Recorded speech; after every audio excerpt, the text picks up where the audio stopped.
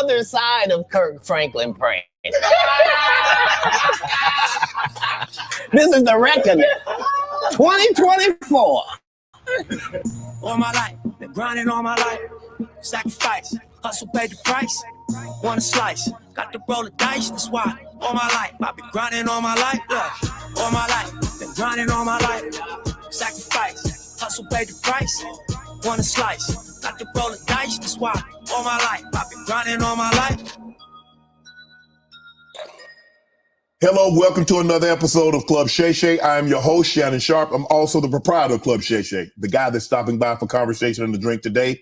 Ladies and gentlemen, you're going to love him. Some call him the greatest, one of the greatest comedians, dead or alive. One of America's greatest entertainers, one of the funniest men on the planet, world-renowned, multi-talented, a comedy legend. He's the top touring comedian selling out arenas. He's a hilarious storyteller, Emmy award-winning actor, voice actor, rapper, writer, producer, director, icon, genius, a national treasure, philanthropist, humanitarian, social activist, a father, one of the great funny men of our generation and any generation, Mr. Katt Williams. Thank you, sir. How was that magnificent. You are magnificent at intros, and you did not skimp on mine. I appreciate it. Appreciate that. You know, anytime you come to Club Shay Shay, we have to toast. Yes, bro, you've been doing it. I mean, you're one of the top one of the top touring comedians of all time. You already got started before we started taping. I did. Appreciate that. Tell the people at home. I thought they was lying, and yeah. This particular alcohol is stronger than you think it would be, probably by about 2, and unbelievably smoother and milder by the same maybe 30% than you could possibly expect. And unlike cognacs the world over, this one doesn't taste like wood at the end, and it doesn't taste like it's got artificial colors, and it doesn't taste like it's got artificial flavors. It's a fine product. He's a connoisseur. You can tell he's a cognac connoisseur. He understands the method that goes into making cognac. Right. Well, as a comedian, you get free drinks at the club. So all comedians either turn out to be connoisseurs like myself, right, or straight up and down alcoholics like 60% of Hollywood. Well, thanks for stopping by the club. I understand that you're very, very busy, and for you to take time out of your busy schedule and stop in today, we really, really appreciate it here at Club Shay Shay. So thanks for stopping by, Katt. And I needed you to know why I came by. Yeah, I need you to tell us why. People know I don't go everywhere. I'm not interested in talking to people unless it's like a Larry King or somebody of an amazing ilk that I would actually want to go talk to in real life. Okay. I don't do it so I can sell product, and I got things to sell, so let me come talk. You have a great product here, and as a fan base, we love the attention that you spend on the guest. We love how much work you've done, how well you know them, how prepared you are. The same things that we liked about you in football. You brought that on over to here, and that's why it resonates. And the reason I had to come is because you've made a safe place for the truth to be told. You know what I mean? Thank you. I appreciate that. And I have watched all of these lowbrow comedians come here and disrespect you in your face and tell you straight up lies. I'm talking about things that have never been heard in all of Black Hollywood.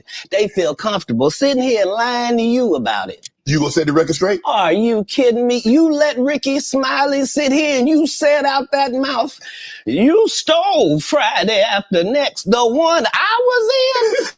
I wish all of America fumbled a bit when that happened.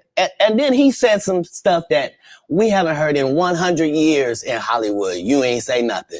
This man told you he had Katt Williams' role. He was going to be Money Mike. And Katt Williams was going to be the Santa Claus. Now let's Three quick points. You mean in Hollywood, they cast a 5'5" black Santa Claus that weigh 145 pounds? That's your story.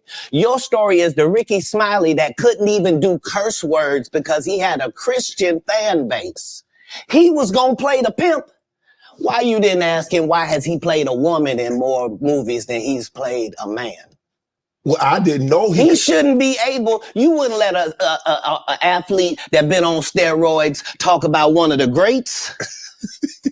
Ricky Smiley can't act because Ricky Smiley can't act. He told you the story about when the movie came out. Where did he say he watched it? At home. He wasn't even at the premiere.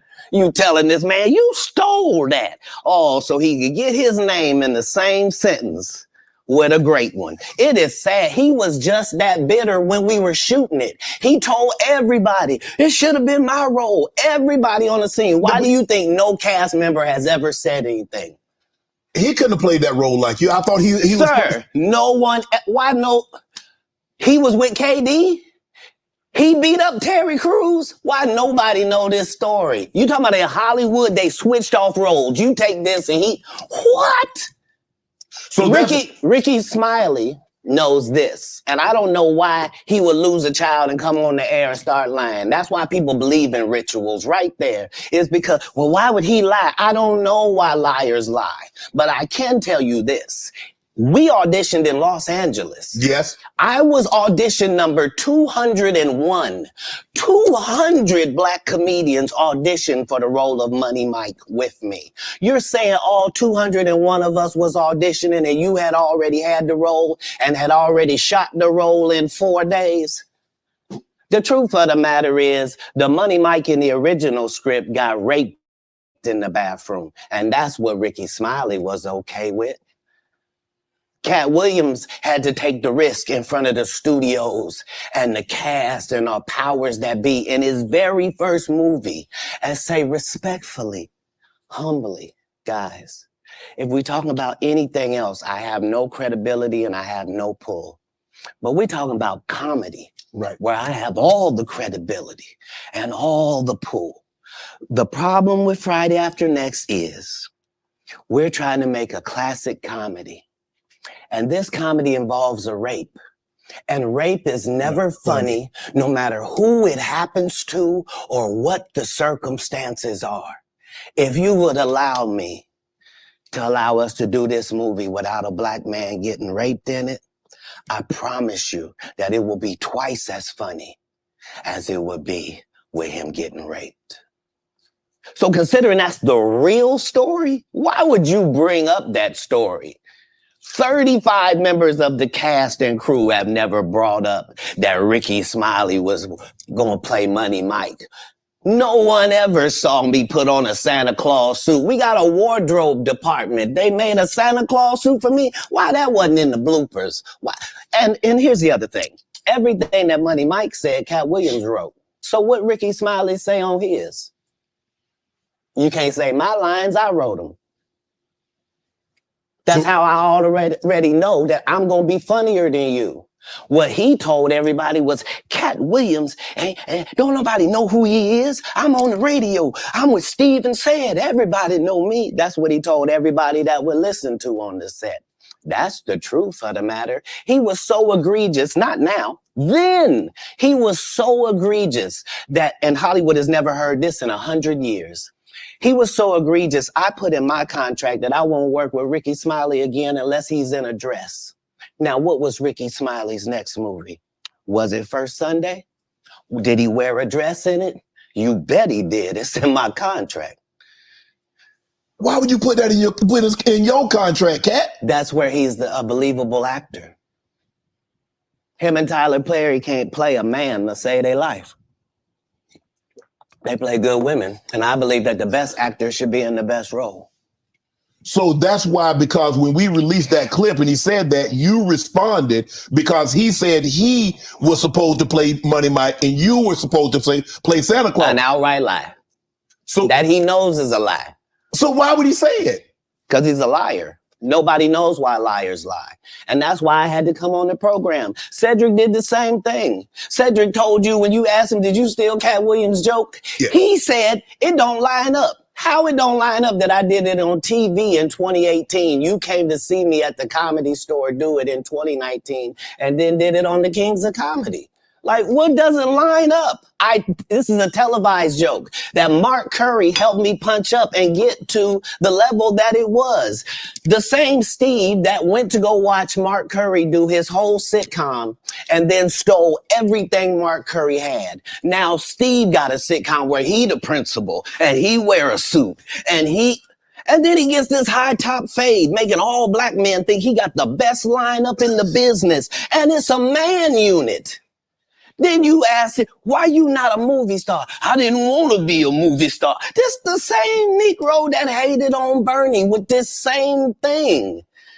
I didn't want to be a movie star. No, you couldn't be a movie star. There are 30,000 new scripts in Hollywood every year. Not one of them asks for a country bumpkin black dude that can't talk good, baby, and look like Mr. Potato Head. There ain't none. You would have to have range. I played a lot of characters, 60 movie roles. I'm not playing Katt Williams in there. I don't know, Katt. We might not let you drink anymore the way I mean, we ain't even got. I'm not fueled by alcohol. I've had a sip, less than you. The truth don't need motivation. I'm just saying I can't let these dudes lie. Cedric's sitting here telling you why he ain't a movie star. He over here look like a walrus. You didn't say nothing. He can't even get his arms off his stomach sitting over here. Why I'm not a movie star. What? It's a situation. He never wrote anything. Remember, when Cedric the Entertainer starts, he's supposed to be singing, dancing, and telling jokes. That's why he's called the Entertainer. Right. We found out he can't sing, can't dance, and doesn't write jokes. He did 4 comedy specials. They're so bad, Shannon, they're not available on Netflix or Tubi. Can I say that again for the audience? They're so bad that they're not available on Netflix or Tubi. You don't think Sam's a good comedian? The world doesn't think that, sir. I have 12 comedy specials. He has 4 specials that are not available on Netflix or Tubi. It seems to me, Katt, that you had a lot to get off your chest. No. You wanted to set the record straight. Winners are not allowed to allow losers to rewrite history. I don't say any of these things if my name is not breached by these people on your platform. If you give a liar a platform to lie, then I'm not being messy by saying, hold on, that never happened. It's untrue. And there are hundreds of witnesses for each thing I'm saying. So let me ask you this. What is your relationship with Steve Harvey, Ricky Smiley, and Cedric the Entertainer as you sit here currently? For 30 years, they're a group. These aren't 3 random guys. The way that Ricky Smiley kept appearing at all of my auditions is because of Steven said he would tell anybody that, listen, they got a gang on that side. They know what it is. They know who the gang is. Why Earthquake not in movies? 'Cause he's illiterate. He can't read. And they found that out when they gave him a show and put the cards in front of him. Like, all of these dudes are co-entwined and they share secrets. And this is the age of truth. And the truth doesn't need to be scared of the fact that people tell lies. Cats on drugs. Where are the stories? Why is there no story of anybody who ever sold a drug to me, did a drug with me, was around me when I was inebriated? I got 5 daughters. I got 5 sons. Why would we tell these ridiculous stories? Because it's competition. You feel like, well, why comedy guys can't just get along? Yes. Why didn't you get along with the other teams you were competing against? If you're a Denver Bronco, why you don't get along with the Cowboys? Something wrong with you? But I don't disagree. I don't dislike all the Cowboys. Katt, damn, you like this? No, that's okay, not. What comedians do you like? Did you play against the team? Yes. I've taken 46 comedians with me on the road. 46. Okay. I'm not the comedian you can give that to. I only put on comedians that are funnier than me. Anybody that ever told you differently was a fat Faison liar. There's nobody like me in the business. Faison just called it straight. Faison said that getting a Netflix special is easy. I have 12 specials. Guess how many Faison got? 0. So it can't Why be is that he easy. allowed to have conversations about real stand-up people? We do not let people who are on the juice discuss real athletes. That's all. As a journalist, that's all. That's all I'm saying. Okay. I don't harbor any resentment to any of these entities because I can't be jealous. I've never seen them have anything that I ever wanted. If you sign up for their program, you get a light-skinned, weird-faced wife that never do an interview. Oh, man, come on. Listen, in 20 years, won't do an interview. Nobody's ever talked to her, and she's never been interviewed anywhere. And now, understand, I'm not talking about one person. What I just told you applies to 7 people. How they all end up with that. That's part of what you get. I came in this business saying I was going to expose. When I talked about Michael Jackson, when I talked about R. Kelly, they canceled me for these things because why would you talk about another black dude? Race is not where the line is drawn. It's God's side and the other side. And we don't care nothing about the other side. Period. All of these big dick deviants is all catching hell in 2024. It's up for all of them. It don't matter if you Diddy or whoever you is. TG Jakes, any of them. All lies will be exposed. That's all. And anyone who takes that the wrong way, know why they take it the wrong way. The truth is the light. I need to have another one of these. Amen. Amen. Shit. I kind of get on there. Right. After that, I don't really kind of know where to go. Let me one more time. Right. We good now? Because the people want to know, why would he get blackballed? Yeah. Because in 30 years, I've done nothing but collect information, knowledge, and your secrets. So if you and a man was in a corner doing something you wasn't supposed to be doing, you will tell it. No, somebody come to tell me. Okay. I gather that. I value that. I'll pay for that. Come, tell me. I know so many things I shouldn't know, and they all know it. They all know it. Why? Because you don't make me the villain. Not the guy that raises black children and ain't never done a hard drug in his life and don't have no stories of doing nobody dirty. And they'll just go out and they'll lie. The industry doesn't mess with Katt because he didn't show up for the studio. No studios have ever said that. Look at my IMDb. It will show you that no studio has ever lost money with me on the script. How? That's why I'm saying, that's why I can't let Ricky Smiley say he was supposed to play Money Mike, because I wrote the words for Money Mike. I designed the hair for Money Mike. I collaborated with the wardrobe department and made outfits to make sure that no one in America would be wearing what Money Mike was wearing. I told them to go get the Prowler. I then told them to paint it purple. I told them don't have an actor as playing a pimp. We could get an actual pimp, Archbishop Magic Don Juan to play. Like, I did far too much work for somebody to come years later and try to tag along just for their own self-aggrandizement. Why didn't Cube set the record straight? Terry Crews could have set the record straight. Mike Epps could have set the record straight. Why none of them set the record straight? That's what you were supposed to ask him when he told you those lies that no one's ever heard. Right, but he's telling you something no one's ever heard of. Nobody has ever heard, Ben Affleck and Matt Damon was in a movie and somebody said, y'all should switch roles. Like, this is a business. But that's the thing, Katt.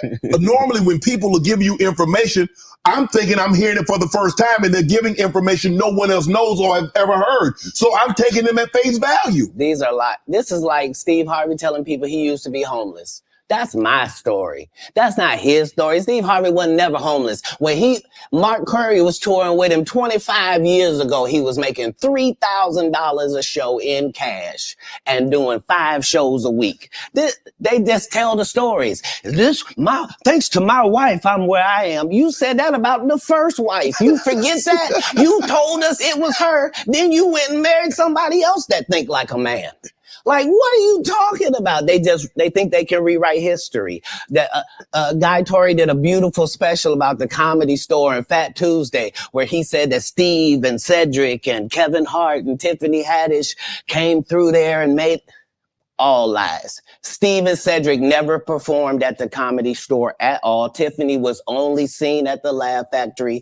In 15 years in Hollywood, no one in Hollywood has a memory of going to a sold-out Kevin Hart show, there being a line for him ever getting a standing ovation at any comedy club. He already had his deals when he got here. Have we heard of a comedian that came to LA and in his first year in LA, he had his own sitcom on network television and had his own movie called Soul Plane that he was leading? No, we've never heard of that before that person or since that person. What do you think a plant is? Maybe people don't understand the definitions of these words. He just did his documentary with Chris Rock where he shows you that his whole upbringing in comedy was on the East Coast. Yeah, it was. So how simultaneously was he here in Los Angeles doing the same thing?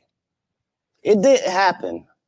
It didn't happen. And I hate to seem like a petty individual for picking apart lies, but Jussie Smollett gonna keep lying until you say we don't believe you. Like, it's important in the checks and balances of the universe that liars not get to make complete narratives for themselves. Are you not afraid about being blackballed again? These are some power people. What do you mean again? These people are not powerful. Satan can't create anything. That includes blessings for his people. That's why, you know what the number one job of somebody that sold their soul in Hollywood is? What? Is to act like it didn't happen. They all do the same job. Why do you think Gary Owen can't cross over and he already white and been in comedy for 25 years?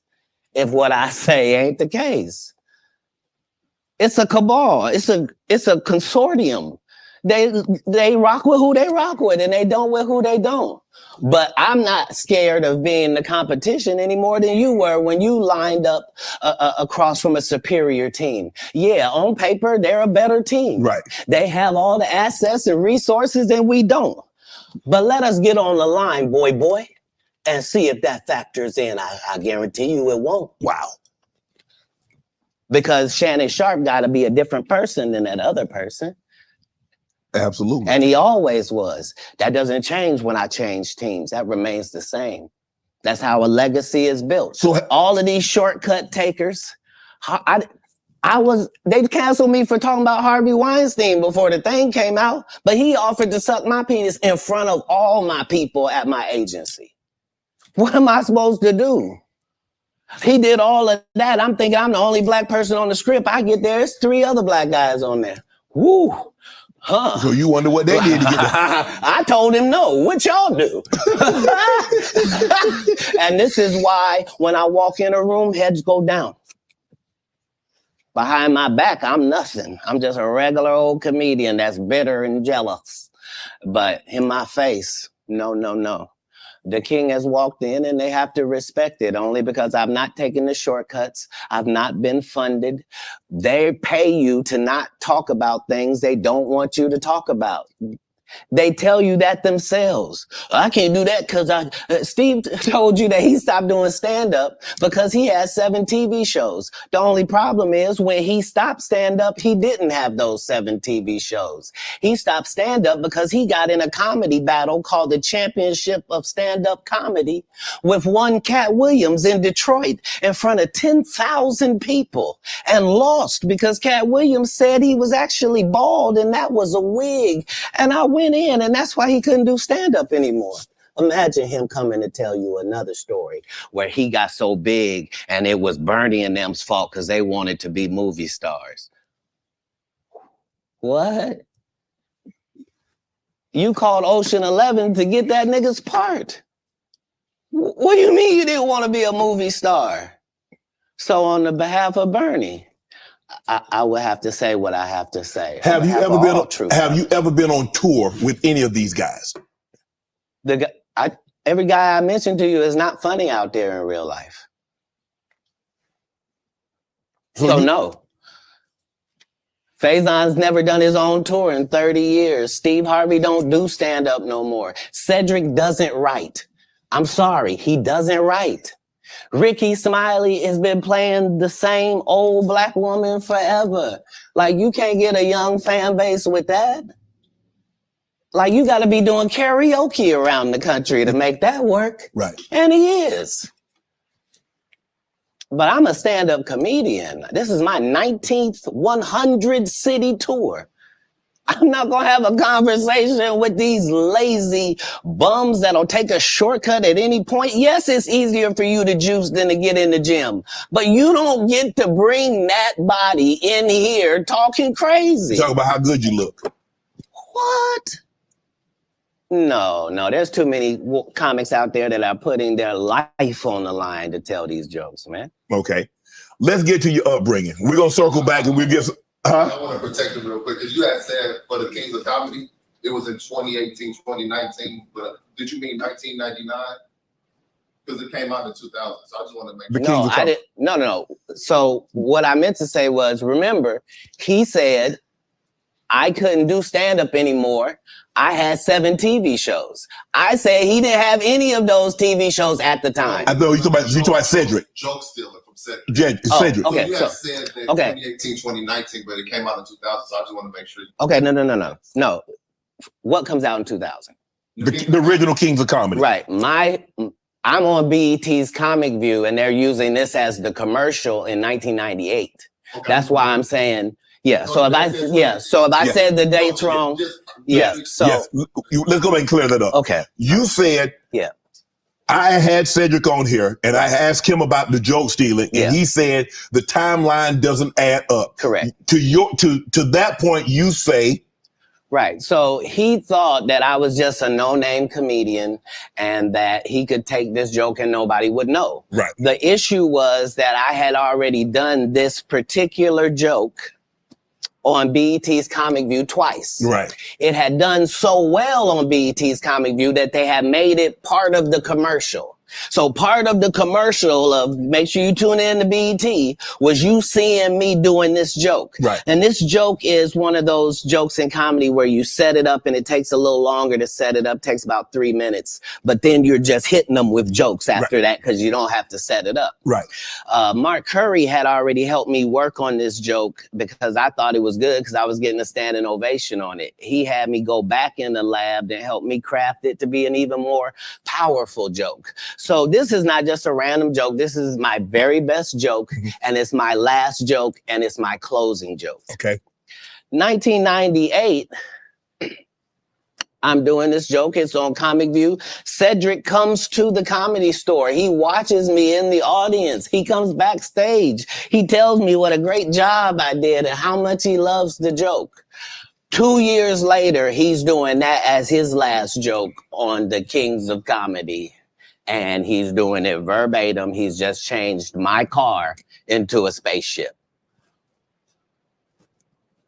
Him and Steve had already apologized for me, so I gave him a pass for a decade. Why would you sit here and be like, I saw Katt 30 times and Katt didn't do, as I stand before you, Shannon. I would have bust Cedric's stomach. There was nothing that would have kept me from one of these in that patch right there. Like, are you kidding me? Why would you downplay me like that? Why did I give you a pass if you were just gonna lie?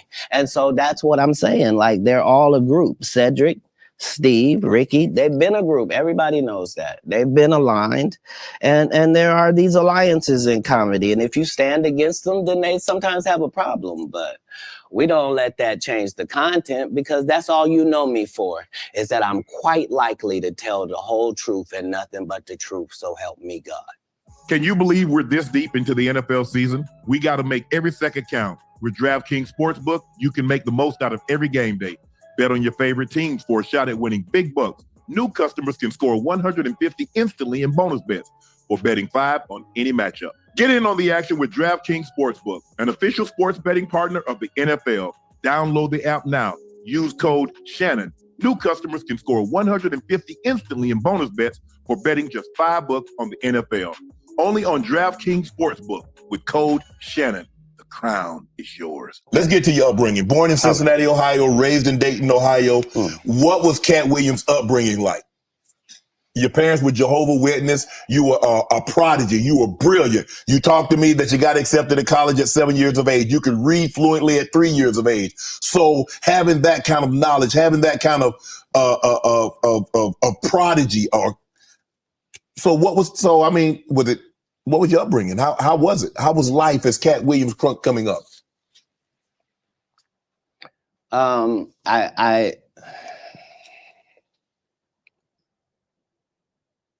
I was often confused because I knew things and I wasn't sure how I knew them. I knew things that I felt like I don't have a reason that I know this, but I love to read. I was voracious because they told me when I was young that knowledge was powerful. That knowledge was power, and I had studied powerful people, and I really believed that. I immediately. My next project was to read the whole encyclopedia set. So when you're like 6, 7 years old, you read the whole encyclopedia set. You think you're one of the smartest people in the world, right, only to get out in the world and find out you don't know anything, you know? So it was a confusing time, but yeah, I had a childhood. I was grown, but I at 5 years old, I was in front of 10,000 people giving a performance with a full suit and tie on, you know what I mean? So yeah. It came full circle for my life. I knew that the applause and the giving of information and laughs and truth to people somehow benefited them and also benefited you. And yeah, so when they would ask me what I wanted to be, everything that I would say that I wanted to be was something that didn't exist. And they would never give me credit for it because I needed to say a doctor or a lawyer, but that's not what I wanted to be. So your parents weren't as supportive as you would have hoped because you were wanting to be things when you got older that they had no knowledge of, or it didn't exist at the time? No, it wasn't that. It was... I'm saying I'm almost 100 years old right now, but if we go outside right now, I can run a 4.340 or sub. I can do a 4.16 if I'm. Oh, there's Jimmy John's across the street. We can order a sub. But you've been on the submarine. That what you sub? So back then it was even greater. So you got this guy that all the coaches want to play. Man, Cass, don't do that. Hold on, because I'm 5'5" in the 5th grade. I've been this size my whole life. Like there was a portion of school where I was one of the big dudes. Like as soon as everybody caught their growth spurt, I was out of there. But I'm saying I was a competitive individual. My father was an athlete. I can see that. Like, no, I've been 145 pounds my whole career. That's why I never bothered when they said, your cat's on drugs. I knew, how you gonna prove that? My body is a temple. I've been the same size since I was 10. Like, what do you? Yeah, like I haven't changed off this pivot foot. This has always been who I was before stand up or anything. But it was an interesting childhood. I appreciate my parents, even though I couldn't live within the religious frameworks of what they had set up. But that was more not wanting to live a double life and not want to embarrass my family. You know what I mean? Because I read where a form of punishment for you is that they would take books because you mentioned you were such a voracious reader. And a form of punishment was when they would take the books for them because you could read fluently. You told me how at like 3 or 4 years old, you could read, not just a little child's book, but you could read. Well, I'm saying when we go to Haiti to do missionary work, understand that my mother and my father, nobody that's there with us speaks French. And it speaks Creole and reads French. So I'm in charge of everything from the housing to the cars to the gardener. Like I'm saying, so I'm not just reading, I'm reading in multiple languages. Like How old are you at I'm that time? probably reading 3,000 books a year from the time that I'm 8 years old to the time that I'm 12. No fiction books at all. I'm only reading nonfiction. You could drive. At 12, you received a full scholarship to the National Science Academy in Dayton, Ohio, but you failed, so you would become ineligible. Why didn't you want to take that opportunity? I didn't see it as an opportunity. When I got in there, all the students were wearing lab coats, and it seemed very confined and restricted, and nobody seemed like they were having fun. It just seemed like everybody was smart. I didn't want that. That wasn't what I was signing up for at all. And plus, I thought that Jesus was my big homie. So you know how you get a story about a dude joined the gang and you get a big homie, right? Mm-hmm. Like at this particular point in my life, my thought is that the Bible is the greatest book that's ever been written. Okay. That it houses the truth, and that it gives you this story of Jesus, and that I'm supposed to be like him. Okay. So it's already in my head that as soon as I get 13, I'm leaving. You at 13, you don't only leave like, okay, mom, I'm moving out. You moved from Ohio to Florida on your own. You weren't afraid. I mean, you like, did you? Hold on. Did you not have it? So what were you going to do when you got to Florida? Don't say I wasn't afraid. There's no such thing as a human being of not being afraid. Okay. There are certain human beings that understand that being afraid in no way stops you from doing what you got to do. Okay. So I was afraid, but I couldn't be that afraid because I knew what had happened with Jesus. I knew how it worked out. I knew that I wasn't in the wrong with how I was feeling, and I knew that I didn't have any bad intentions in it. Right. So I trusted God that it would work out. Why Florida?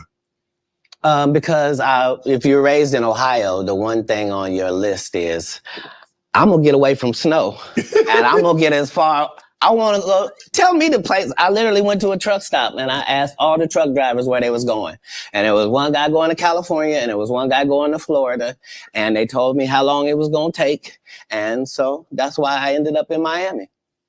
Because how'd you get there? You caught a bus? No, I just told you. I was at the truck stop. So you hitchhiked? I didn't hitchhike. I got in the back of the dude's 18-wheeler, me and my Rottweiler puppy and my suitcase. Yeah, because I probably had $2,500 on me. Like I was shoveling snow and cutting grass. Like I always had pockets full of money. When did you make the decision that you were going to leave Ohio and go somewhere? And it ended up being Florida. But when did you know that you were leaving Dayton, Ohio, going to Florida? In my father and I's last interaction, somebody could have not made it. And we both understood that was all bad. What was the disagreement about? If you say that my family is very religious, just say I'm not. So anything that I'm going to do is going to fall out of the guidelines. Right. But I'm not going to let you tell me what I'm going to be, especially if what you're saying is wrong. I can't condone wrong. And if I find out that something is wrong and I tell you it's wrong and you don't back me,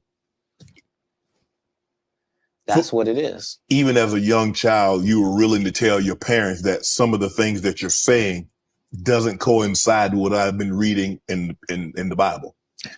No, very simply. Don't try to disfellowship me for sexual acts and I'm a virgin. Sorry, God don't make mistakes. You don't get 2 times to fuck me over. What do you mean you went to God and he told you I was guilty? You just lied on God. So long. That's it. There's no conversation. Deuces. That's what it was. That's when you made the decision. After that conversation right there, you say, "Nah, I can't live under this roof." It wasn't a conversation. It was an altercation. In the altercation, I love my father. My father loved me. But we are 2 men at it. That it'll never be the same again. You can't sleep comfortably around me. And I can't sleep comfortably around you. How similar are you to your father? I don't know. He's a great man. I'm saying because it seems like y'all butted heads. Right, but I'm saying that generally happens with a father-son dynamic. It was just that religious relationships are always difficult in families. They always are. Before it got to the point, because the dynamic, he's father, your son. Before that dynamic and you step up on his level and you challenge him, you felt it was best for you to leave. No. I'm not being challenged. I'm being beat to death. Oh, he was abusive. I didn't say that. I said we were in an altercation. I see what you did there. I saw what you did there, Cat. Yeah. I saw what you did. You was in an altercation. You didn't say you lost. You said you was in an altercation. I in no way gave you the impression that I won anything. I'm the one leaving. I'm out of bounds. This is his house. Right. Yeah. So as long as I'm going to be under his roof, there are certain things that I'm going to have to do. Right. And the only way that's going to change is either this or that. And I'm saying I had two younger brothers. Like I'm not an unreasonable person. Like I don't have any mental issues whatsoever, despite what they lead people to believe. You know, I make pretty good decisions. Were you not? So how was their relationship with your father? Were you not afraid to leave them? Well, I asked because it went all the way to the actual department. So it was actually going to be something. And when I asked them if they could just make sure that my brothers didn't get separated and what have you, they said they couldn't make those type of guarantees, that they weren't really sure what would happen if this went down. And so part of leaving was the hope that it would be okay for them, because none of them experienced what I experienced. I'm saying I'm the oldest. It's a lot riding on me. I'm supposed to at least religiously hold down the family's name at this household. Right. You know what I mean? How much older are you than the baby and the knee baby? Like a lot older. Like if I'm 12, 13. Yeah, they're 5 and in Pampers. Wow. You go to Florida. You tell the story. I've heard you were homeless, and somebody else told the story, said they were homeless, and you said they hijacked your story. Now I don't. At 13, I shouldn't have to tell you I'm homeless. I'm in Miami, Florida. I have no family members in Florida. I couldn't buy a house if I wanted to. I couldn't get an apartment if I wanted to. I don't have a credit history. Like, this is not a stretch for me to say that I'm homeless. I'm living in a park in Coconut Grove. The park still exists to this day. For 8 hours a day, I would get up and go to the library and study for 8 hours a day to increase my education. And then I would leave out of there and go to the marina and steal car radios and make $2,000 almost daily. Like I had a routine. So you really could have played that old thief in Santa Claus. You could have played it. No, the Santa Claus wasn't a thief. The Santa Claus, you can't tell me. I read the script. Ricky Smiley told you he didn't read the script. The Santa Claus was a crackhead. He just had that outfit on. That's what I couldn't have played. Okay. Like I couldn't have played a black guy that got raped in the bathroom. Right. So at any point in time, you're like, man, I made a mistake, man. I should have stayed my butt in Ohio, man, because this ain't what I signed up for. I didn't experience anything once I left home that I hadn't signed up for. If anything, it saved my life. Me being homeless for that small period of time allowed me to see all of the people that were in that situation and to see that these were lawyers and doctors and teachers, and that these people were white and black and Asian and Indian. And the only thing that all of these homeless people had in common was they made a bad decision and aligned themselves with drugs. And I interviewed them all. What drug? And guess what, Shannon? What? Nobody had a great story.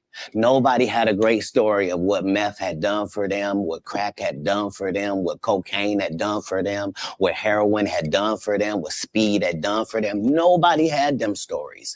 Everybody's story was, I had my life together. And then I decided to do this dumb thing. And I lost my wife, I lost my house, I lost my cars, I lost my reputation, and I'm now out here sucking penis in the woods. What? Talk about scared straight. You ain't got to worry about me. If it ain't weed or nicotine, you won't see me touching it. I don't want no parts. I done seen what these things can do to people. Anything that take over your free will is the devil itself. Have you ever thought about what your life would have been had you stayed in Dayton, Ohio? No, that's like asking somebody that's in the NBA for 14 years, like, what would have happened if you didn't come to the NBA? Oh, I shudder to think. I thought it was what I was made for. I thought it was what I was built for. Anybody that knows me will tell you that when they first met Katt Williams, when I was Cat in the Hat, and they tell these stories about how he changed his name. Look, the truth of the matter is Disney sued me. Yeah, I was Cat in the Hat. They sent me a cease and desist letter, and I'm not even making $25,000 a year. And the mega company Disney has sent me a cease and desist telling me I can't use any variations of that name. Fine, I'm Katt Williams. That's all that happened. I have been this same product the entire time. They will tell you when they first saw me doing stand-up, I was just like this. This is what I bring. This is my style. When did you know were you always funny? Did you always want to be a comedian? Did you stumble on a comedianship? No, I loved what they did. And so I studied them, all of them. I studied all of the white comedians because I wanted to know, why is Monty Python funny? Why is Don not so talented? I wanted to know, what is George Carlin's thing? Like, so I studied all of the comedy masters regardless of the field because I loved to laugh. Mm-hmm. I didn't know that these people were making a great living at doing this. I thought this is just what they did. They tell jokes. They're funny people, but I loved the craft. And that's why when I got into the craft, I thought it was my obligation to make sure that I kept writing new material so much that it forced these comedians to stop doing the set they've been doing for 10 years and keep writing some new stuff. And I knew that if I could get that to take on, that most of these bums would have to just quit comedy because they can't keep up. They're not going to keep writing an hour worth of material. Right. I've written an hour worth of material 19 times. They're not going to do it. Why? Because they're not creative writers. They want to get somebody else and have them write it and put it together. So if I'm listening to you correct me if I'm wrong. I think the best thing that ever happened was the internet, because now they have to. Because normally, like you said, you could do a set and you do that set in Kansas City. People ain't heard it in San Francisco. People ain't heard it in Miami. They ain't heard it in Detroit, Chicago, Atlanta, so forth and so on. Now you do a set, it's on the internet. Somebody heard it. So you can't do a set and make it last 3 months, 4 months. Well, it doesn't allow the regular comic the ability to grow is the real problem. Like, the part of comedy is me taking these jokes in January, and by March, I've begun to craft this joke. Okay. It's not as simple as it was. When I wrote it, it was just da-da-da-da-da. But now it has the complexities of the fact that I'm having to deliver this to an East Coast audience, a down South audience, a Midwest audience, a Utah audience, a Colorado audience. And so it begins to take on a different complexion because you're having to deliver it to different people. Okay. And so so this is what sharpens your joke. You then take those sharpened jokes and make a special. Not you just randomly take some. So it's a process. You don't allow them to process if the first time the guy did the joke, now that's his joke and the joke is everywhere. That just sets it up for people to steal. So how many times must you tell a joke before you master it? How many times have you had to sleep with a woman before you're done with her? That's not fair. If it's great, never. if it ceases to have usefulness, so it has been spoken. Right. I read that you was raised in Florida. You had some help, some ladies of the night. No. That's not true. No, that whole story doesn't take place in Florida. That story takes place in Oklahoma City. Okay. So after I'm in Florida, I then join, I try to join the Marine Corps and they won't accept me because I'm too young, and I've lied and told them I'm 16 and my family's moving down and I don't have my ID, but it's coming. And so they let me go to the boot camp. That's not going to work now. Okay. So I've learned that lesson. So then I get this job selling stuff door to door. Across the country. And so I've been to all 50 states. Again, I'm 14 years old. So I did that. While I'm doing that, one of the places I'm in Oklahoma. And I've decided I'm going to stay here because of meeting these ladies that you're talking about and that situation. I don't know at the time why that's important in my life or why it's something I should be doing or any of that. But now later on, it certainly helps me in formulating Money Mike for Friday After Next. Right. And a pimp named Slickback for the Boondocks. Oklahoma, so San Francisco, Oklahoma, Sacramento. From Florida, you moved to the West Coast. So you traveling. When did you set up shop on the West Coast? How old were you then? So I guess I'm 18 or younger, and once I have a child, I realize that I can't. It's a lot of things that I could use to make money that now is a no-go. So anything with street aspirations that I might have thought about pursuing or being good at, I now am a single parent and I gotta redo this thing. So I need comedy to really work out for me. Right. And me and God go into extreme conversation where I'm explaining to him that I'm a crash out dummy if he don't send me a lifeline. Like I need something I can hold on to. Before I had left Florida, I did stand up one time because we was trying to get in the club. I didn't have ID. So I said I was a comedian. They ended up having me do 5 minutes. But I kept that in my head that I had done that. When we get to Oklahoma, they're having a competition for stand-up. And if you win, you get to go out on the road with Jeff Foxworthy and Dan Whitney, who is Larry the Cable Guy, and Richard Jenny, and these great comics. You get to open for them. And once I did that, I realized, okay, as a comedian, I'm like way behind schedule. I done started this too late. All the funny guys are already funny and known names. Like, how am I going to progress? So I realized that I do better with a white audience than I do with a black audience. And I'm not sure why that's occurring, but the white audience likes me more. That's interesting. So when I moved to Sacramento, it's because Sacramento has a white and a black audience, almost 50-50. That's almost the makeup of Sacramento. So I lived in Sacramento for 2 years until I get to the point where I am equally as funny if the room is black as I am if the room is white. That's not enough. Now I need to be one of the good ones when it comes to black comics. So now I have to move to Oakland, and that's what lands me in Oakland for 3 years. Once I have dominated male black comedy in Oakland to my liking, now I'm prepared to go to Los Angeles now. Now I know you can't throw me any curveballs. If it's a white audience, if it's a black audience, no matter what they are, I'm prepared to deal with all of the audiences.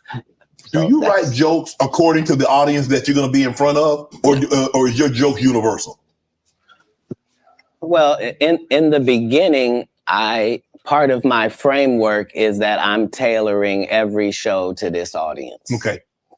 And that's how I was able to show my range and show that I was better than my competitors, is that I'm Katt Williams, but I was still doing clean comedy. So I was still going to churches and doing 45 minutes of stand-up at the church with no curse words, no sex, drug material, no none of that, just straight stand-up. And then I was doing everything else. And at the regular club. Yeah, that was the range, is that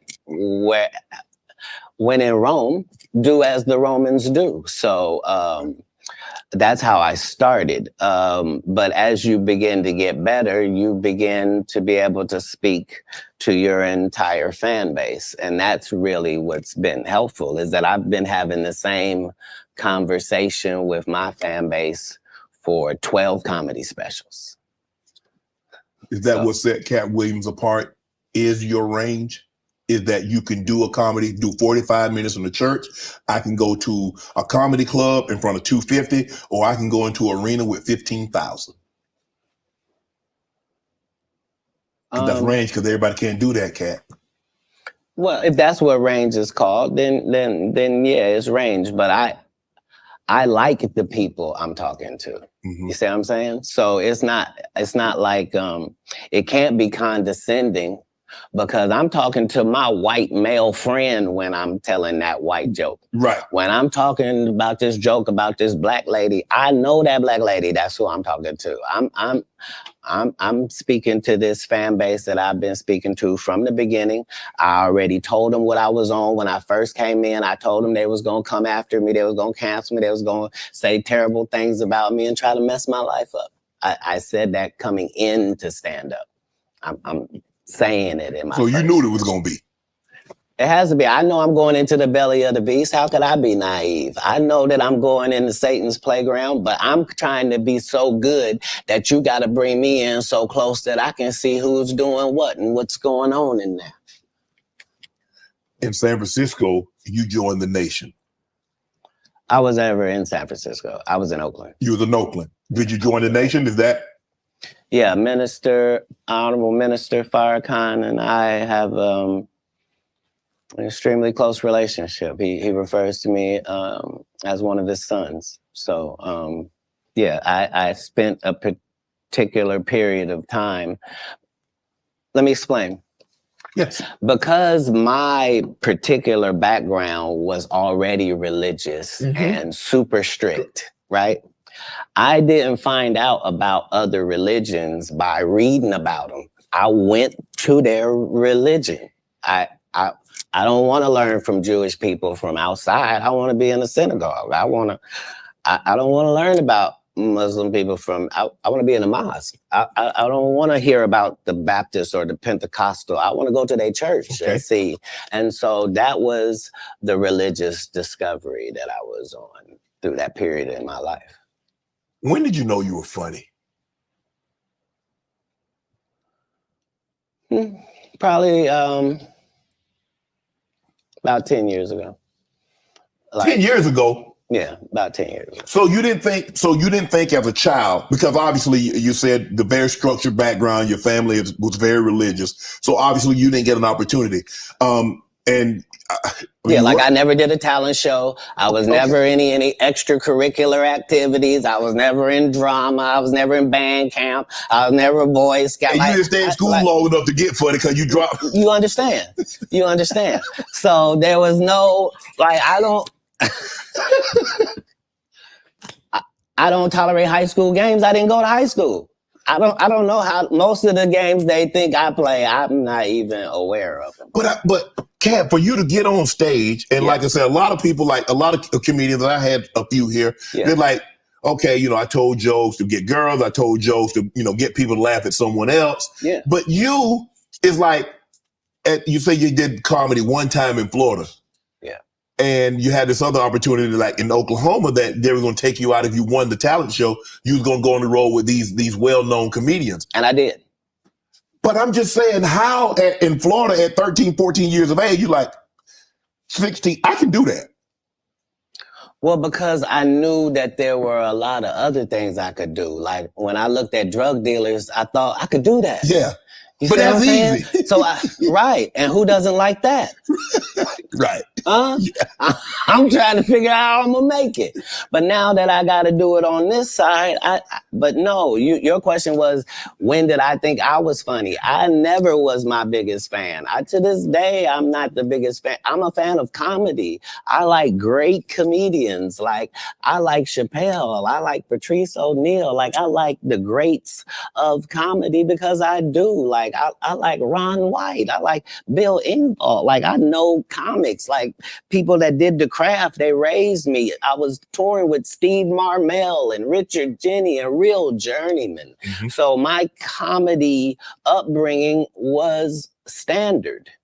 I thought you had to work all night, every night, all around the country, and you had to write jokes, and that you were trying to write jokes that other people weren't writing, and that your job was to be funnier. Like people that know me will tell you I've been on this. Like I had a list of all the Black comedians that were more famous than me. There was 300 of them on the list, and I had to be able to cross them all out before I could make it to the next level, before I felt like I was funny enough to do that. And so I appreciate what competition does for sports and for my particular sport. And comedy is a sport. What gave you the confidence that you could get on stage? You remember I was 5 years old on stage. Okay. So performing in front of people was no problem. But I was reiterating God's word at that point. Oh. Now, I just have to make sure that the content is good. If the content is good, what part can I not do? I'm a vessel. He's given me these gifts to be able to do certain things. So I just want to utilize them in my craft. That's all. Do you remember your first set?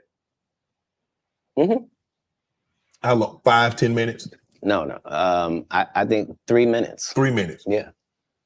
Standing ovation, boos, some applause, some jeers? No, none of that. They applauded like I was a professional at it. But now looking back, I understand, because you got to understand they were all thinking, he don't even look old enough to be in here. And we don't have any Black guys that live in this town. Right. Where did he come from? And then he gets up there, and for 3 minutes, he talks about the fact that he is the entire Black community. Right. And he is as disappointed in them. It looked like they looking for where the rest of them is. And so is he. And that was his set. But I understood from that point that the truth is really the commodity, and the fact that we are all individuals and all separate and all our own islands, but not in real life. In real life, it's only 5 or 6 different types of people, and you're going to see them everywhere that you go. And all my enemies all look the same in the eyes, whether it's Faison, Wanda, Aries Spears, they all look like... Man, what you got against Wanda Sykes?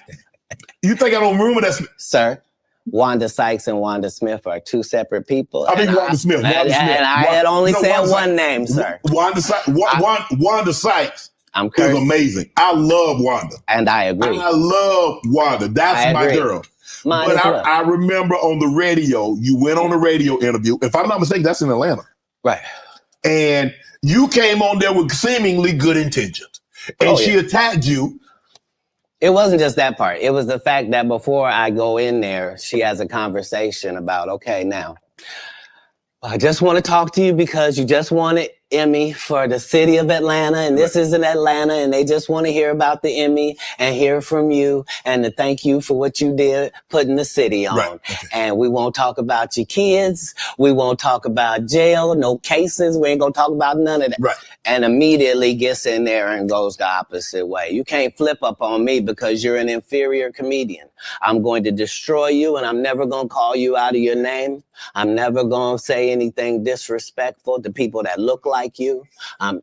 It's a very thin line I got to call, but this lady is trying to embarrass me in front of a largely homosexual fan base. That's why she got canceled.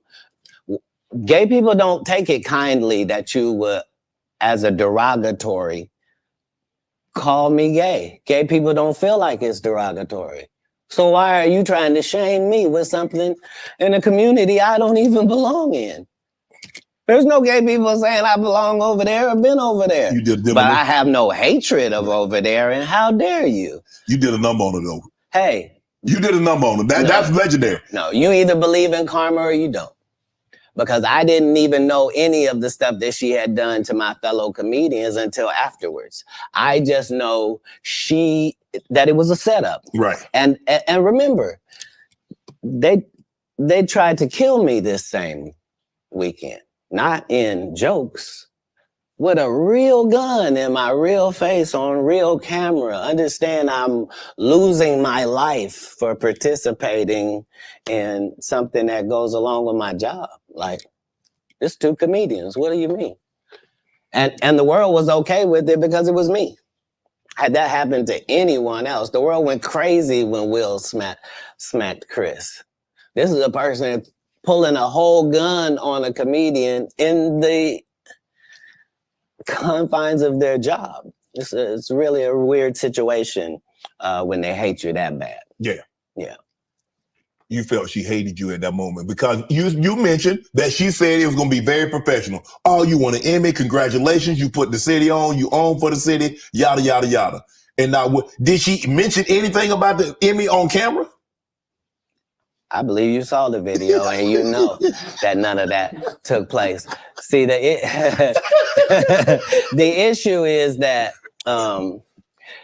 all the comedians have to come do these radio stations because you have to sell your tickets. And so that means you have to go to the radio station. Yes. I don't go to the radio station and I don't make posts to sell tickets. I just don't. So you've not seen me. I'm not here in some subservient position where somebody sent me over. You here out of the kindness of your heart. You are. No, I'm saying in the interview yes. situation. Yes. Yeah, right. For sure. Yeah, and this person knew I wasn't there for that But how hard, because you have to understand, she is a female. And so you have to be careful. You have to handle her with kid gloves. Sir. You want to go ahead and take that out? You don't want to be against equality, do you? No. What you just said was very unequal, sir. Bruh, but I think maybe you've had enough of this. Because I think I just heard you say that women are not equal and should be treated unequally. They want to be treated. You mean equal. As a comedian? No. Listen, you understand and I understand. Yeah. In certain situations, they want to be treated equal. Not all situations. And what part of what you saw her get? She deserved everything you gave her. What part would have been different if she was a man? It would have just been more vicious. Yeah, that's my point. I took all the vicious and venom away because I didn't have any. Plus, I understood. I'm not trying to offend black women with short hair. I'm not trying to offend heavyset women. I'm not trying to upset fellow comedians. I'm not trying to do any of that. And I am qualified to be able to do none of that and still eviscerate you because I'm smart enough to know that I need to say that you have gnarled fingers because I know your limited education means you don't know what the word means. So you can't possibly respond to it. You're not sure of the meaning. And I'm going to continue hitting you because this is what comedians do. Right. You've been masquerading that you're a comedian too. And that's the fallacy. So nobody in boxing fights out of their weight class. If you're a 130 pounder, you don't just show up with the 160 pounders. You stay in your weight class. Is that what you wanted to do? No. That she was out of her league when it came to, because I didn't want to do any of it. I know you didn't want to, but when she took it there, did you feel that you had to go there? Oh, you could have said, Wanda, I didn't come here for that. I just want to do the interview. I just want to talk about what happened. Oh, you misunderstand my job. My job is to be funny. My job is to be funny first. My first job is to be funny. My second job is to be respectful. My Third job is to be immaculate and Gaza strip it.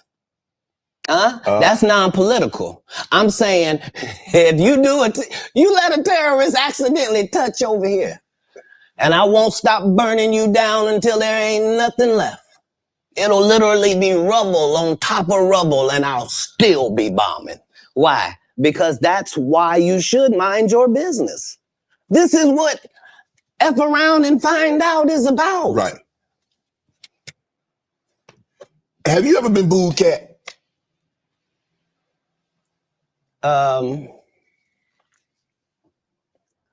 Yes. Yeah. I have. What was that feeling like? Did it like want to give up? Because because when you have, I don't know how early it was in your career. Obviously, it hadn't been I don't think it's in the last decade because you've been immaculate. Have you ever dropped a pass? I have. I've been booed too. You know the little segment between everything is fine and I got it, and then you noticing where it is now? Mm-hmm. Yeah, it's that. The thing about as a comedian, the audience's opinion is the only opinion that matters, not you, the writer, not none of that. And so I don't think any comedian has ever been booed unnecessarily either. They deserve it. Oh yeah. I'm saying what do they say when a guy shoots the air ball in the NBA? They say air ball to make sure everybody knows. But again, he still got to get back on D. Right. Like the game didn't end. He don't get to throw his hands up and sulk. Right. That's supposed to be used as a learning experience. Most comedians don't get booed enough. I mean, this is how you end up with a Michael Blackson who's a real African doing a fake African accent. Okay, this guy is mad at me. All I did was give him the best advice of his life. Remember, he was wearing dirty dashikis. And I told him he needed to dress to be in the position that he's trying to say that he's in. And if you're the African king of comedy, sir, there's actually comedians in Africa doing comedy. If you're going to say that, you got to go to Africa and get a school, dude. Everybody got, you got to put in some work. And these guys, they take my advice. They change their whole persona. And then they hate me for it. And generally, I'm just too big to comment or make a statement about it or do a live or any of that. But when it gets to be a whole grouping of these guys, I got to come and talk to Shannon. I got to lay it down at the altar. You know every comedian. This is the other side of Kirk Franklin praying. This is the reckoning. 2024. The reckoning. You watch it. You know every comedian that's been on my show. You watch every episode. That's not what you said. You said I know every comedian. You know every comedian. You're limiting me. Oh, you watched every episode because you know things. You know things. That's always where I'm trying to come from, whether it's comedic or otherwise. That's why even if you see me get arrested 10 times in a row on TV, as a fan of mine, you can be like, he's gonna be right out. Yeah, but they just said he didn't do it. He couldn't have. It's stupid. Why would he do something stupid knowing he got to come back and talk to us? Nah, they respect that every time it happens, I'm going to be free as a bird sitting out here talking to you about it, that it really was what I said it was. That's all. You end up, you come down, you're in LA. Yeah. Now, I'm reading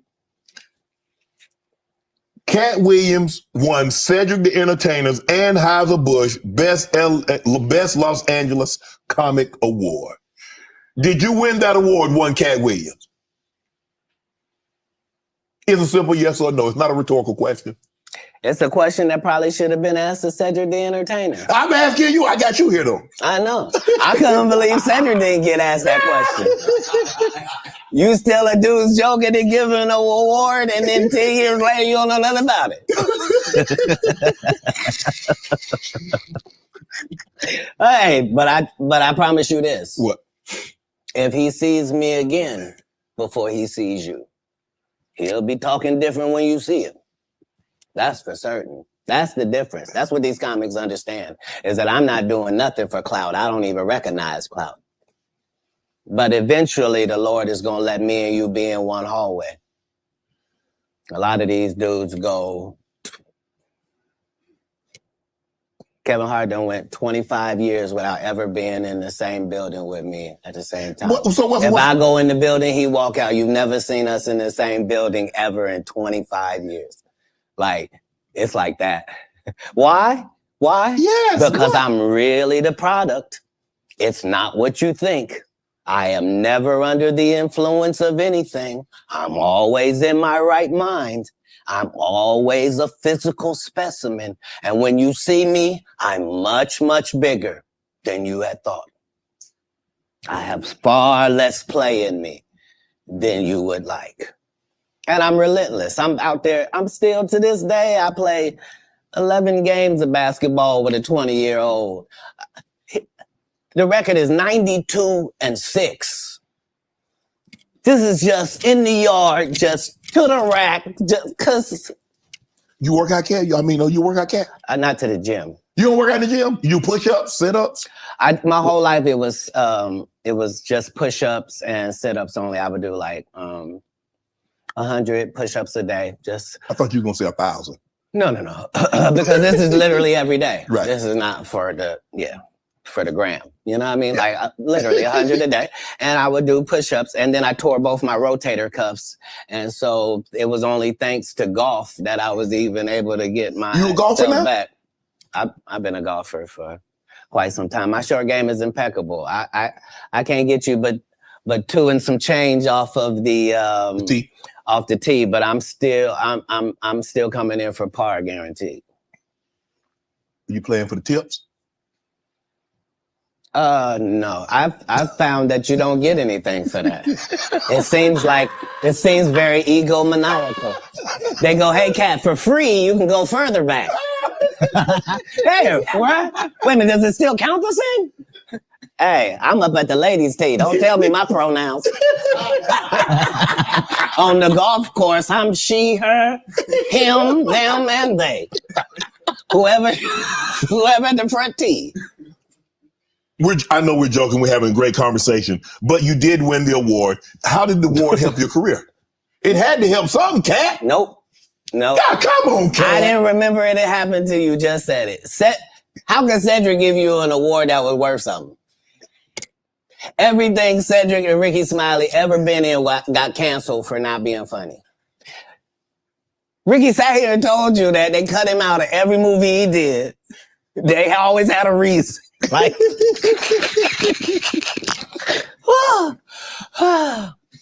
that's why I'm funny, because I'm a happy person. I laugh all day long. I can't even imagine the misery of these bums. Just to not be good at what you do, not work hard at what you do, but have to act like you the best at what you do. It is crazy. It's crazy. But they be touring, they be doing like 100 shows a year. That's me. I don't run into none of them.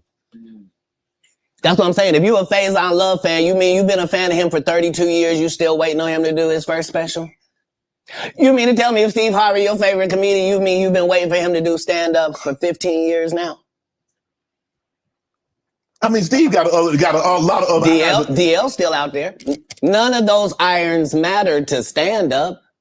Who cares that they wrote a placard for you to do Family Feud on? Like, you're successful because we're surprised you can talk for a living, and it's entertaining that you're going to say some funny country things.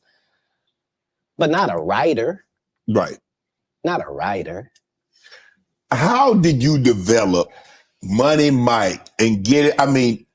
Everybody talk Money Mike. How did you come up with that and said, you know what? This is how he should dress. This is how he should talk. This is how he should look. This is the kind of whip he should ride. This is how he should talk. So if you'll remember that was my first movie, just understand that what I did then, I've done with every single role, whether it was an Emmy-winning role or whether it wasn't, whether I was playing somebody homeless, whether I was playing a dirty vagabond on Atlanta, whether it was an eccentric guy in First Sunday, regardless of what the role is, the first thing I do is erase me from it. Okay. So anything that I would naturally do, that's what I'm not going to do because I'm playing a different character. You're playing the character. Okay. Right. So I then create this person based upon real life circumstances. So I don't have to wonder what a pimp thinks because I've been in that position for a little while. I also worked manual labor for some time in my life, so I don't have a problem paying somebody that works. And I don't have a problem being a go-getter because I'm a go-getter. So I bring whatever I can to these characters. I was able to... the first week that I got the script, there was a pimp guy that used to be a pimp, but he wasn't anymore. He was a rapper now, and his name was Mac Minister. And he had been a pimp and was going to be a rapper. And I had never done a movie before. I was a stand-up, and I'm getting ready to do the movie. And so I was able to craft what a real pimp was like, what was too much. I didn't want to be stereotypical. Right. I did the research. I saw how many times people played pimps, and they were always...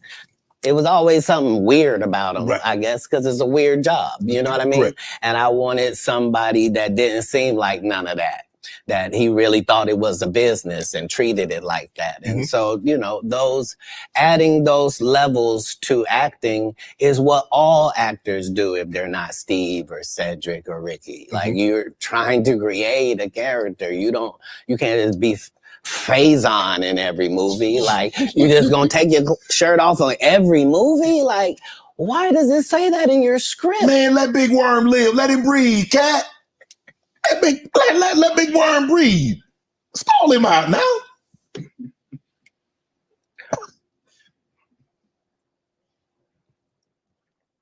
You having an unnatural allegiance to losers is not like you. No, I ain't got no allegiance to the man. But you got to admit the role that he played, Big Perm in Friday now. You got to give him credit for the role now. Come on now. Let me ask you a question. Yes. If what you're saying is correct, why wasn't he in next Friday or Friday after next? I mean, his role, it wasn't good. Sorry. There was a lot of people that appeared in the first one that weren't in the second one, Cat. I'm just telling you why. I'm sorry. I'm sorry that there's a news flash that there are reasons for things in a business. Yes. Oh, okay. Well, why did you bench D-Lo? He had 2 points. What are you talking about? Shut up. But I like him. Nobody cares about that. That's not what we're talking about. These are business conversations that deal with businessmen. Right. Right. When you're good at something, you should progress. The guys that are not as good, they should fall down by the wayside. That's natural. So you believe if your talent doesn't support it, you should fall by the wayside, and the guys that have the talent and they get elevated, they should move. No, that's what water says. That's what the universe say. The universe say the levels. No, not I say. Who am I? I'm nobody. But I'm working every day as if I think that's what should happen. Is how it should be. And I'm choosing comedians that also write and work hard and don't steal other people's material. And I'm making sure that they all make $300,000 a season. And I'm making sure that they're not ever signed to me or my conglomerate. And that's why they're successful. No, you can work with me and still be an independent businessman, boss owner like you came in. Right. I don't need you to be subservient to me. That's those other guys that make you pay dues. You said earlier that you rewrote a lot of what Money Mike was to say and how he behaved. So they allowed you the freedom, the liberty to ad lib. How much? Would they allow you to just make an interception if didn't nobody talk about it? As a football player, if the ball come your way, can you just grab it? Can you make an interception anytime? Are you allowed to pick up any fumble? You can do any hustling, right? Oh, okay. Same here. Same here. But here's the thing, though. Even as an offensive player, they might let me ad lib once I get a couple of years under my belt. They wouldn't let me ad lib as a rookie. That was your first movie. I told you the conversation in my first movie, just because I am committed to laughs. The only way I made it past those 300 comedians, I didn't tell you this. What it required is I had to watch all 300 comedians 10 times a piece. I watched your set 10 times of you performing, whoever you were. And then I counted how many laughs you got every time you did these amount of minutes. So if you told me this comedian and told me he did 30 minutes, I could tell you that he got 26 laughs in that 30 minutes because I had done the numbers on everybody. So I didn't just say I was funnier. I knew I was funnier than the comic you liked, and I could tell you how many jokes funnier I was, because that's how we judge stand-up. You do 15 minutes, I do 15 minutes. How do I know I'm funnier than you? Because you got 6 laughs and I got 16. I'm almost 3 times better than you, low-key, boy. But I'm never going to tell you the formula. So you going to keep just going out there telling jokes. Now understanding that psychologically, the audience by 10 years is convinced that I'm funnier than you. They just don't know why. Because I'm putting out more content, better. I had Terry Crews on here. He said at the time that you did the movie, you were homeless. Is that true?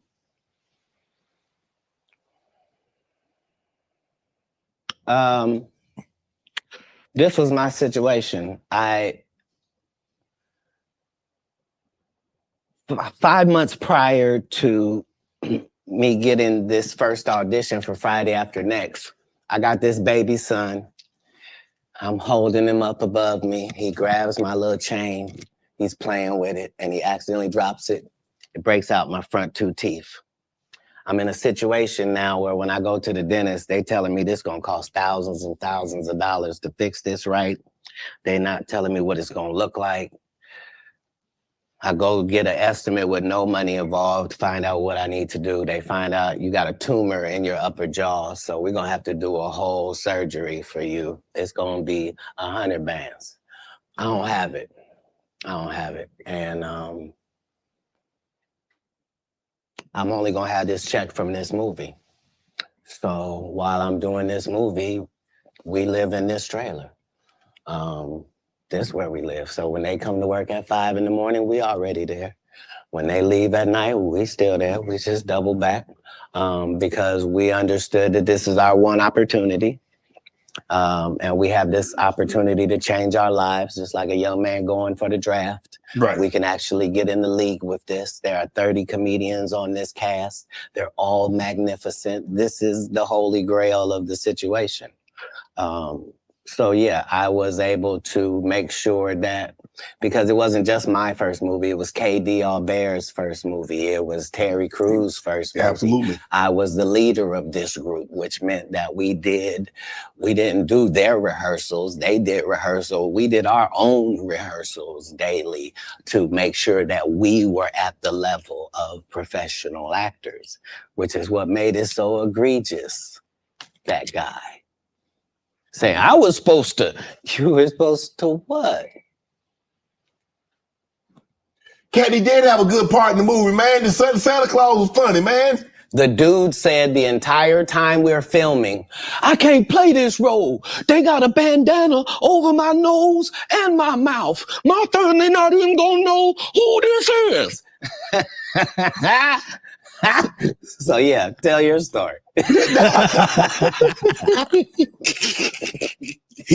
Terry Crews also said that you guys had a lot of conversation, that this was your opportunity and you needed to seize this moment.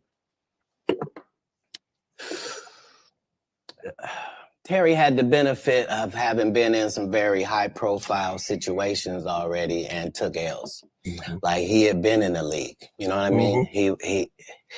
He had done pro wrestling. He had done a lot of things. He had been televised and some things that hadn't worked. Right. And this was just fortuitous for him. And now you know what nobody has ever said in the whole industry in 20 years about, you know, the whole Money Mike not getting raped in the bathroom. Right. So I understood going in that there's no reason. I lost for a 5-year period, every single movie that Kevin Hart did was a movie that had been on my desk that all I had said was, just, can we take some of this step and fetch it shit out? And then I can do it. Like, it don't need to be overtly homosexual because I'm not homosexual, right? It doesn't need that to be funny, right? And me saying that and them going, oh yeah, no problem. And then going to give it to this other guy and having him do it just like it was. And acting like I'm a bad person because I keep standing on my standard. But yeah, it's interesting, but I wouldn't change it for the world. Like, again, I'm on the winning side of these decisions. You know, look, I've had Cube, I've talked to Cube, and a lot of people say Cube doesn't pay. What's your relationship with Cube, and what did that opportunity mean for you? Well, the ungrateful bastards that would say anything about Cube's payment, you shouldn't even talk to them anymore. Like, you don't go to Goodwill, you don't go to a Goodwill thrift store and go, look at all this cheap ass shit. Why don't you shut up? Why don't you shut up? You could have went to Hermes. Why you didn't go to Balenciaga? Why you didn't get a bowl to the Balmain? You want to have that conversation? Right. What you mean the independent black dude who's filming it partly out of his fucking pocket? What do you mean he didn't pay you enough? They weirdos that felt like they earned the opportunity because they were big. No, yeah. I understood. That ain't no $200 million movie. Well, I mean, how much did you expect you was gonna make?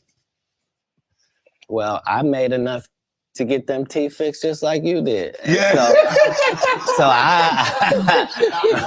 it was no harm, no foul. I knew that I was gonna go from there, and there was no turning back for Cat Williams. Well, here's the thing. I wrote it. What I'm saying if I did it and I did a good job at it, you can thank me. I was involved. Right. I'm not gonna come later on and tell you I never even read the whole script. So how you know what roles? What? What do you mean you never read the like these guys' whole job is to present something, unfortunately. And I'm just not a presenter. If you ask me a question, I'm just going to tell you the truth of how it went. Would you be willing to do another Friday? Cube already asked me to write it. I was supposed to have been writing it. This is what these guys are mad about. Like, we lost some great people before this movie could come out regardless. Right. And so, yes, there desperately needs to be one. But we miss John Witherspoon in a way that can't really be quantified, if I'm being honest with you. And the Chris Tucker that we got now is Epstein Island Chris Tucker, not Smokey. Oh, Lord. Whew. If I didn't know no better, I'd tell you he's the greatest. I don't care what you say. To be confident and not delusional is a real skill. Most of these confident people we see is really delusional. Well, you don't think they asked Chris Tucker to come back in the second Friday?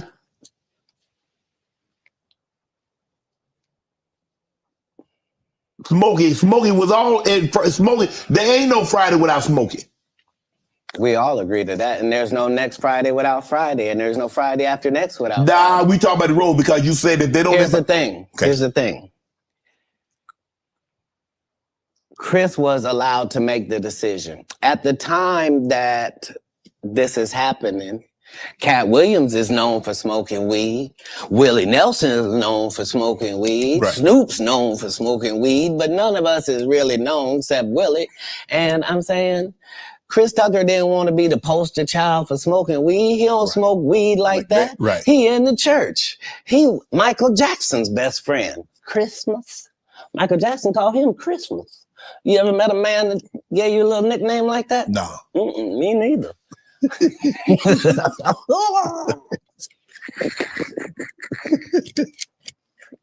Must be the greatest.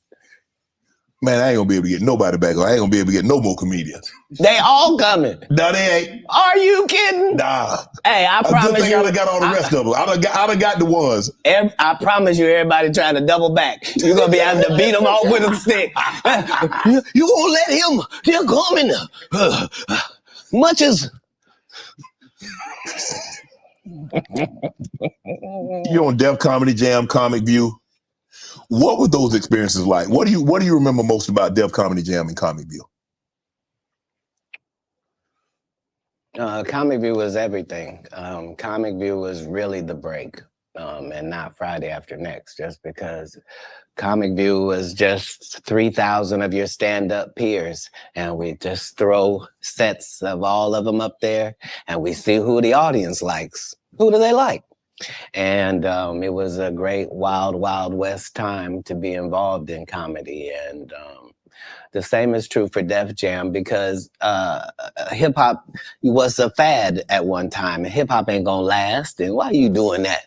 And that's how it was for blue comedy. Mm-hmm. If you were a comedian that cussed, you were ridiculed by the mainstream comedy geist. That would be like me being on Joe Rogan. Joe don't want me on there. I need to be on Shannon. Joe got 6 comedians that never been funny. He want to push out. But that's really how it is. I'm so sorry I'm competitive. You're an athlete, right? I can tell. You understand. Will there ever be another Comic View, Def Comedy Jam? Could that, in today, in 24, 25, 26, could we see that again? They've already announced it. It's already going. You didn't know? Mm-mm. Yeah, Kevin Hart purchased it, so he's now doing Comic View. That happened at the same time that they gave DC Young Fly Hollywood Squares. Yeah, because they tell you that there's no gatekeepers, but we keep seeing the same people open the gate. Didn't Kevin open the gate and let Tiffany in? Ain't he now opening it up for... Don't such and such open the gate? What do you mean ain't no gatekeepers? There's 100 gates out here. Would you? Everyone I've seen got a keeper. Would you have wanted to do Comic View or Def Comedy Jam? Would you have wanted to be? I think we just mentioned I did them both. No, I'm saying he purchased the rights and refranchise it. Nope. They didn't offer it to me anyway. Like Comic View did a couple of disservices to comedy as well. Mm-hmm. So there were people like me that were out there getting 2 and 3 standing ovations in one set. And that wasn't good for television. So what they did was they started making everybody get a standing ovation. So they would tell the audience, when they get off stage, everybody get up and cheer. And so now the fact that I'm the only one out there going to get standing ovations is now making people think everybody get a standing ovation. And that's not how comedy is. So right. I understood why that couldn't go anymore, because remember, Ricky Smiley sat right here and told you a story about how he performed with Mike Epps and Cat Williams when he did Comic View, and to let him tell it, he was funnier than both. My name Lil Dow. You're talking about the special needs. That's good. That's a different That's time. some clever material. That was a different time, Cat. No, it wasn't. It was the time I was there. But I'm saying that time, this time, same times. No, but I'm saying just like people that tell you the Egyptians, they not black. Egypt is in Africa, folks. Yeah. As long as Egypt is in Africa, then Egyptians are African. Do you believe you could tell the same jokes today as when you started out? I mean, Eddie Murphy not telling those jokes. Richard Pryor wouldn't be able to tell those jokes in 2024 that they told in the 70s and the 80s. So they wouldn't have told them. But that's my point. They're not inferior people. No. If they were in this time, they would be going according to our time. Just like then we were going according to that. Like, that's how it is in the world. There are words that we can use for a while. And when we use them for a while until somebody says that ain't a good word, we should stop saying that. Correct. That don't make people feel good. And we stop saying the word and we move on to another word. You can't say the R word. You can certainly say special needs. Yeah. You can certainly say spectrum. He's slow. There are things that you can say to get your point that don't have to hurt people. Right. But you would know that if what you did was construct the English language for a living, then you would understand that part. You financed your first stand-up. You had it cost you $22,000. You had 25 to your name. Yeah. Why did you decide to do that? You believe that much in Katt? I believe that much in business. In business, the goal is for you to become independent and be the boss, take the responsibility, and also get the profit. Okay. That's all. How can I be looking for you to put me on if I wouldn't? And if I can't show you what you missed out on, why would you believe me? Now, the fact that I was able to do it 12 times, that's the real thing. The part that I'm able to do it all across the country. The fact that every time I do a tour or a special, you think, well, that's sponsored by somebody. Somebody did a good job. No, just the guy they're kicking around. Just the one that might mentally not be all there. He's the one picking the outfits, writing this guy's material, booking the shows, making sure he gets there. He's the one hiring the other comedians. But hey, I knew that that's the end goal. So if that's the end goal and I'm there when I start, why would I deviate from that? Right. Remember, my goal was to get this far in Hollywood and still have a virgin asshole and never have sucked a penis. That was my only goal. I didn't want to get with a white woman because I was scared she might have me running down the street like Jonathan Majors. There you go. See, come on, Katt. Not because I didn't like white women. I think white women are as great as any other women. But I'm not going to act like I'm not scared of them. I have a reason to be scared. You could be Kang the Conqueror, and they could take your rabbit ass down in 2 weekends. And that's the truth of the matter. So I stayed away from that. And remember, I told you the drug story from when I'm in the park. Yeah. So these are just the things. I had all of those when I came in. I already was ready for that. That's what they don't like. I did not know. You're telling me and showing me a side of the business that I didn't know. That you guys are, man, the competition, the competitiveness. That's all business. I don't care if they're selling Coke. You wouldn't believe the things that Coca-Cola says about Pepsi. You wouldn't believe the water conversations between Dasani and Liquid Death. Like in all business, in all sport, competition is a driving force. And I don't require anybody to be better. Who am I? I just require if you're a loser and you've taken shortcuts at every chance and you've made sure that you didn't put anybody on that really had a work ethic and was a God-fearing person and you helped it. If that was never you, then don't act like that's you. Don't get out here now that you don't do stand-up and start acting like, oh, you're not sure why you don't do stand-up no more. I heard you got run off. You better be careful. The nigga that run you off gonna show up and he gonna tell everybody. Man, what you gonna be able to say? Nothing. Why you think I speak with such clarity? I'm actually involved in each one of these stories I told you about. Right. Right. The one comedian, as we've been sitting here doing this interview, that you hold in very high regard is Dave Chappelle. Dave Chappelle walked away from $50 million. You said it was more. Tell the story. That's right. I'm gonna let you tell it. No, you're no, I want you to tell it. You really are the best. You've proven it here today. As much as I'm proving it, you proving it.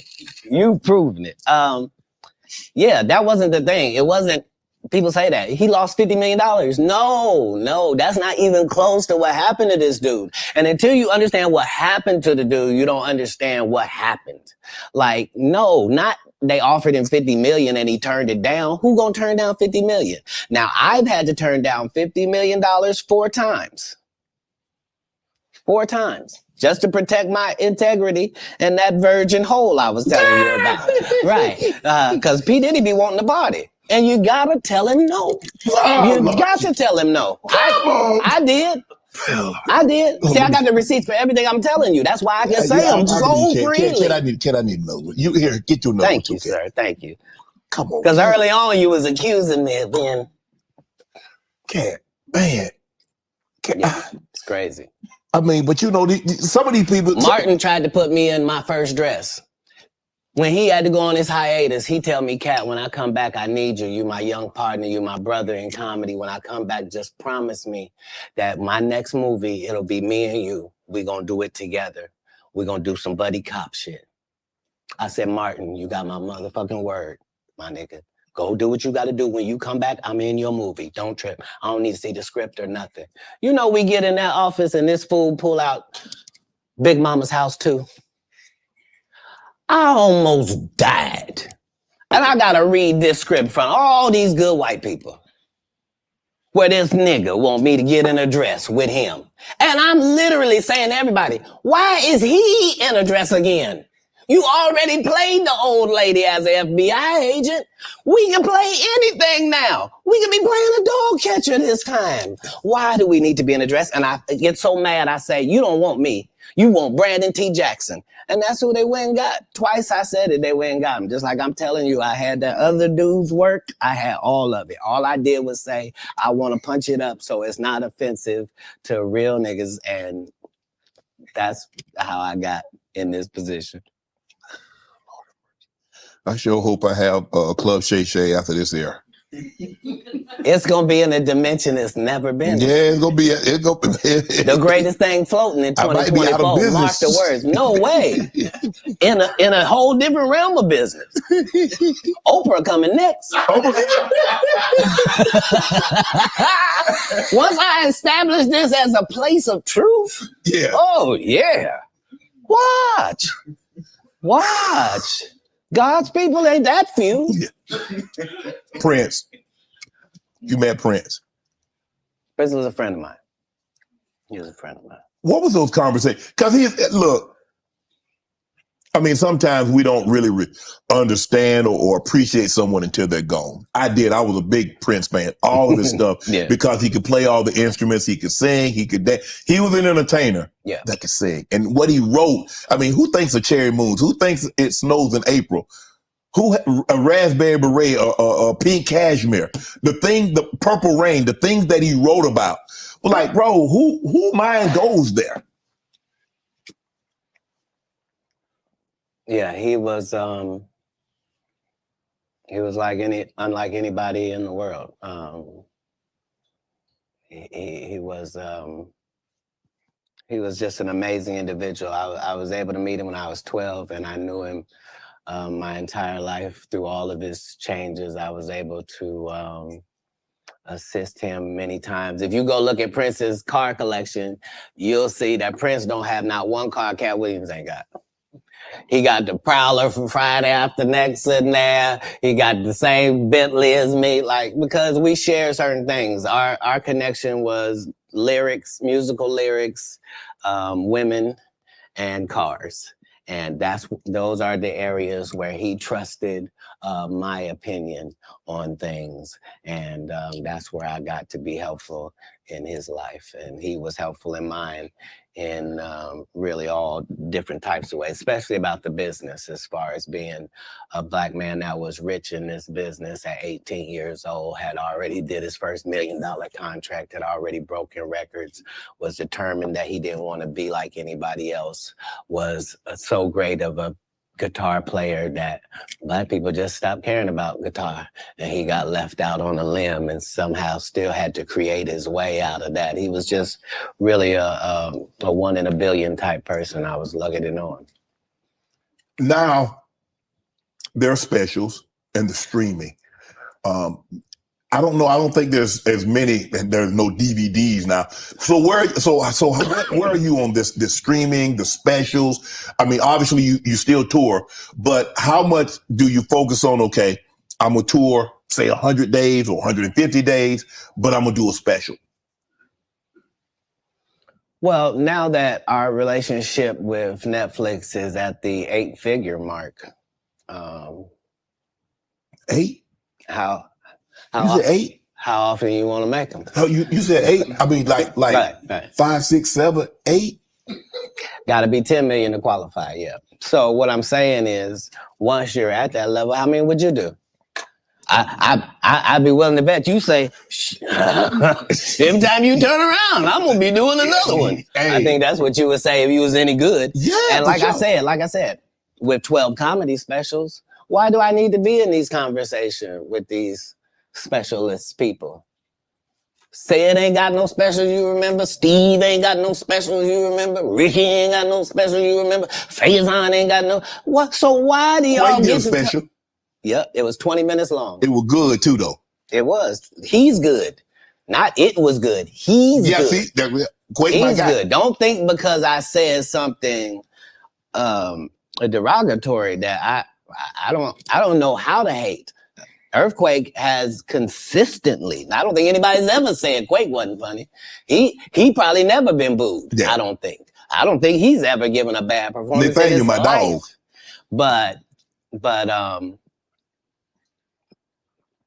But his just due was overdue. He was in a whole different situation. Yeah.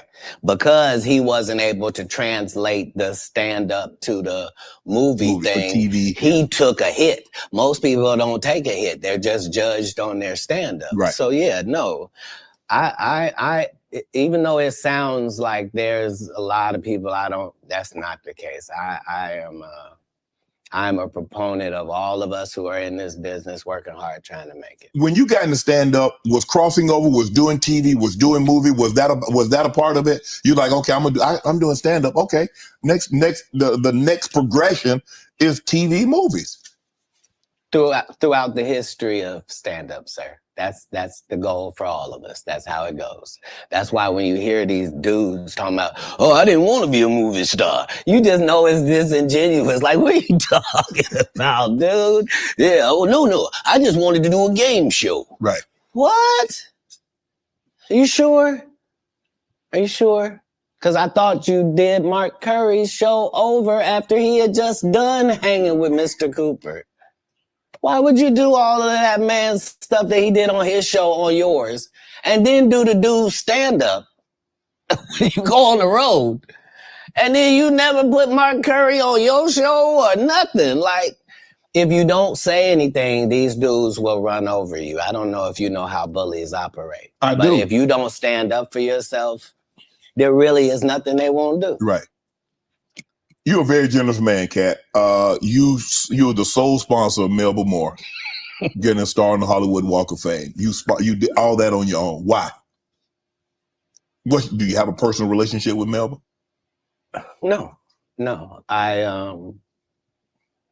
I understood that she was a Black woman in a time where it mattered what you look like, and they had a certain thing that they needed you to look like and act like in order to be successful. Right. And she just never did that. She wasn't tall enough. She wasn't fine.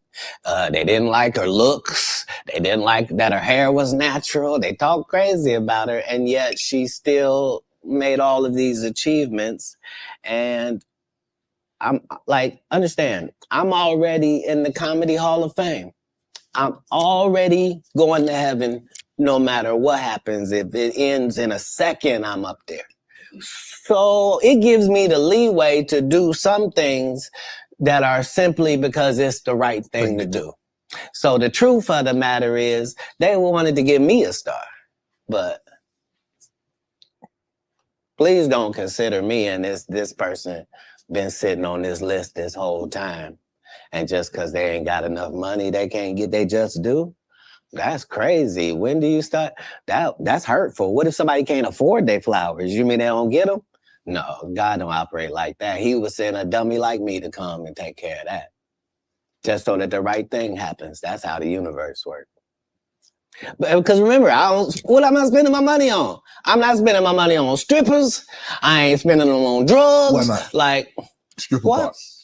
Because if I go in a strip club, I'm only trying to get her out of there. Yeah. I have no intention of her or any other people being in this position. If I see a girl I like at the strip club, I'm telling her, you know, you don't have to strip no more after this. This could be your last day. How about that? Ooh. What would it be like just to leave it all? You ain't gotta be a hoe no more. I don't even want you to go get your purse. Just leave it. Ain't nothing in We it. get new ID. We get new ID and credit card and social security card. We don't need none of that. None of that. None of that. You This life don't look good on you. yeah, shit. You don't even look like a drug addict. Got me thinking, cat. Right. You hear these athletes talking about, yeah, we was out there tricking. What? Why? You're part of the problem. You're part of the problem. Stop paying people that you don't have no respect for. It sets it up bad for us. We got women out here can't find a man because they acting like him. You are alpha. Now the alphas all want these subservient husbands. You can't have one. No. That ain't gonna happen. It ain't gonna happen. Sorry about that. Okay, go ahead. Boy, you done got me canceled. How many times in this program? Where's the camera? I didn't write nothing. I said tonight. It's all been on these cue cards, and I'm just gonna keep reading them. Ask your next question. The Migos. Do you help them get out of financial situation?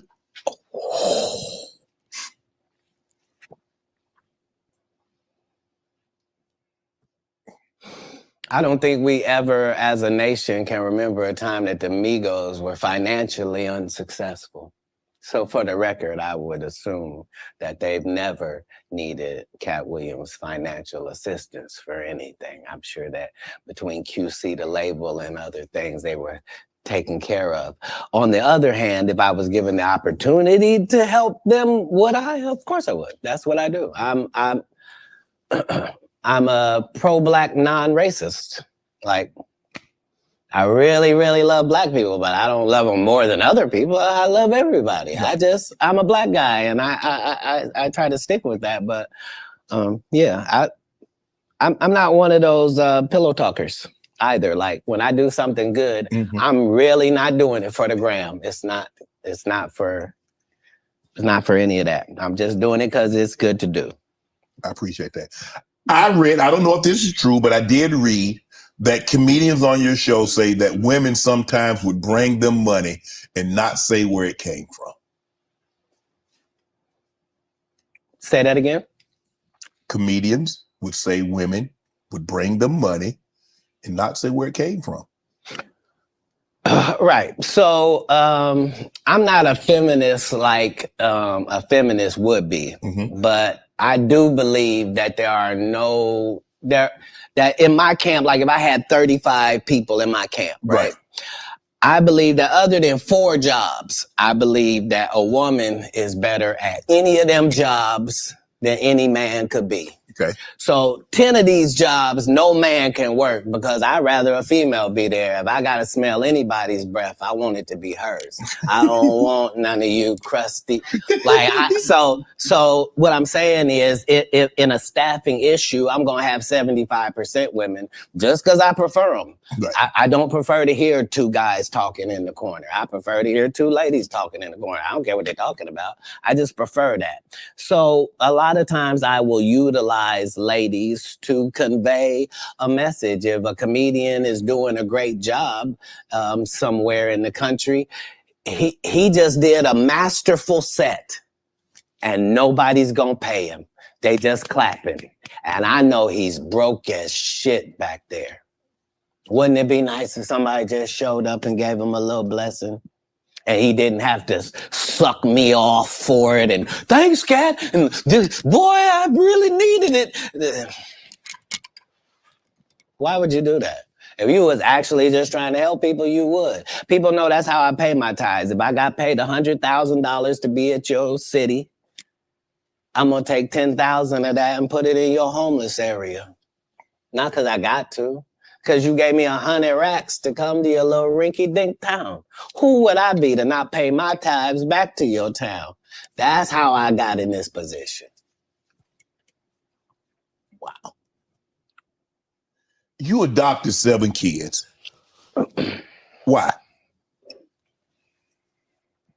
That's a lot of kids for a man that's as busy as you are, travels as much as you do, on the road as much as you are, spend a lot of time because you have to spend a lot. I mean, it's not easy. I mean, maybe it comes so natural to you to put pen to paper and to write things down and be able to go out there and perform a set. But that's a lot of responsibility, Kat. Right. But if there was a God, what would he think about you if you did that? I'm saying let's say, for example, that God is real. Yes. Okay. And let's say he be looking at what you do. Yes. What would he say if you did that? He said, that Kat, that's a very kind gesture. That's very generous of you. My whole life, since I was telling you when I was young and they was asking me what I wanted to be, and nothing I wanted to be was what I wanted to be, God's friend. That's a weird thing if you're an atheist. If you're an atheist, I didn't even say nothing.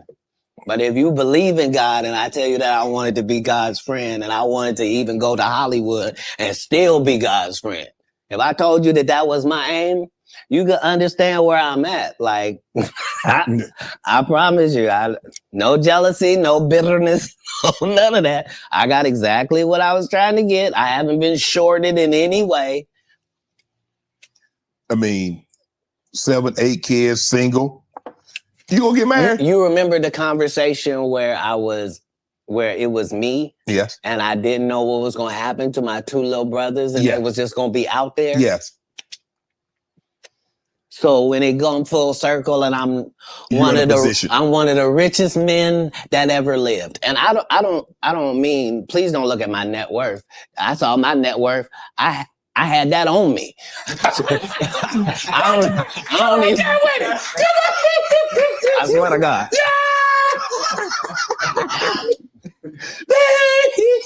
What I'm saying is, like,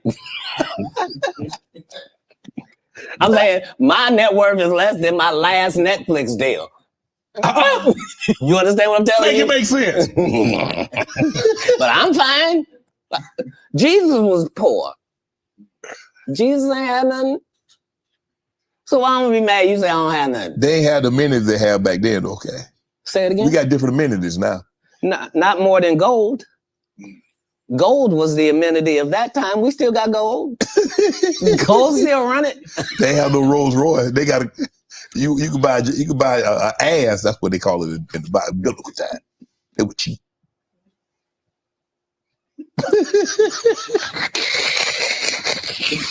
I'm saying if you really want to say, I'm saying a Cullinan is cheap.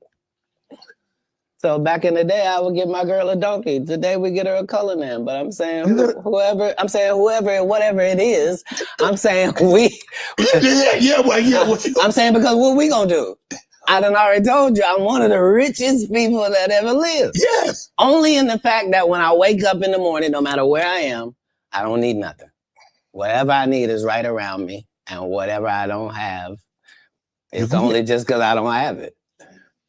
It's not because I can't get it. All I got to do is want it, and it belongs to me. So because of that, because I'm favored by God, like when I see people's wives and stuff, I don't even look at them. You know what I mean? Like I don't want to look at nothing I don't want to have. Because I know how blessed I am. If I look at it, I got it. Yeah. That's how Diddy be feeling. Now, come on, man. Come.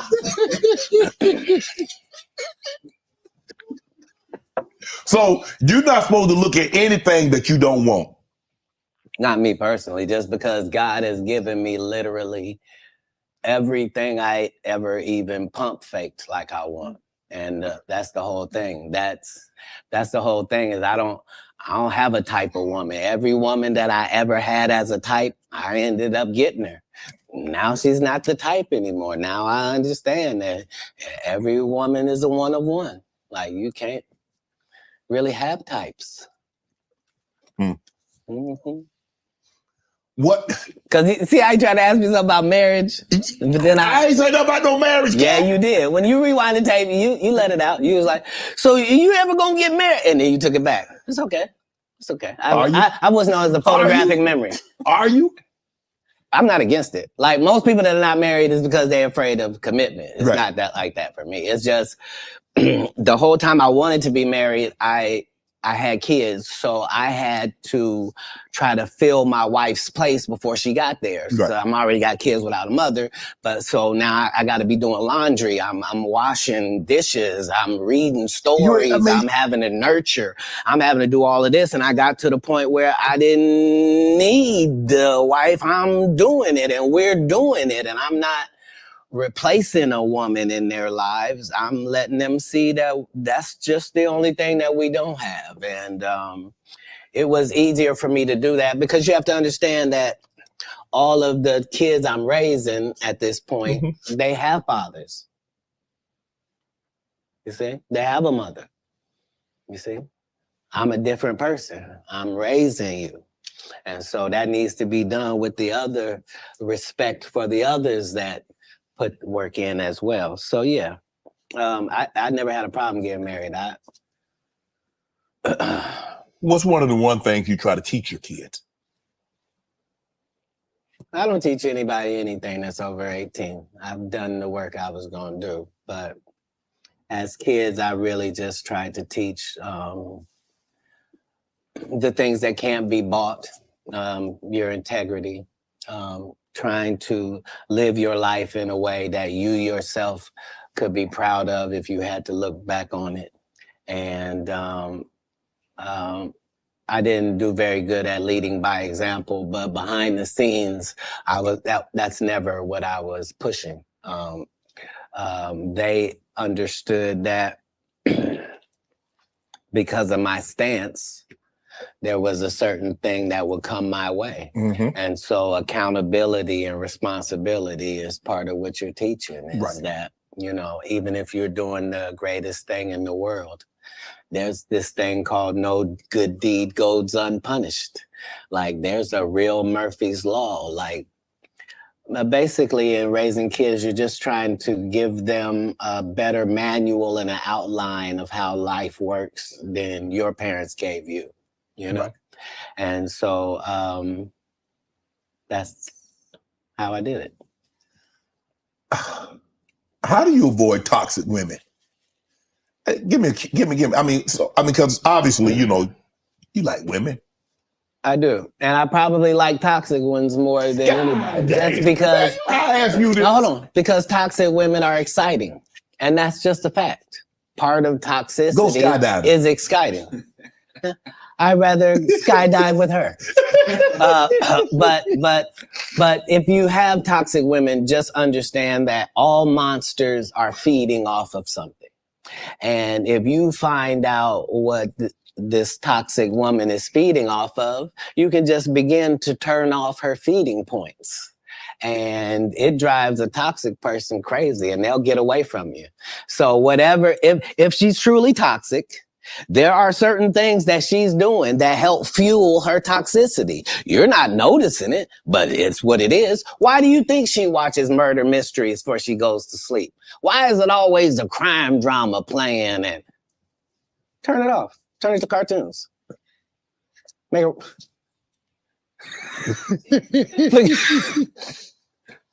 No, you don't get to. What's she listening to? You can't be listening to Sexy Red. You're broke.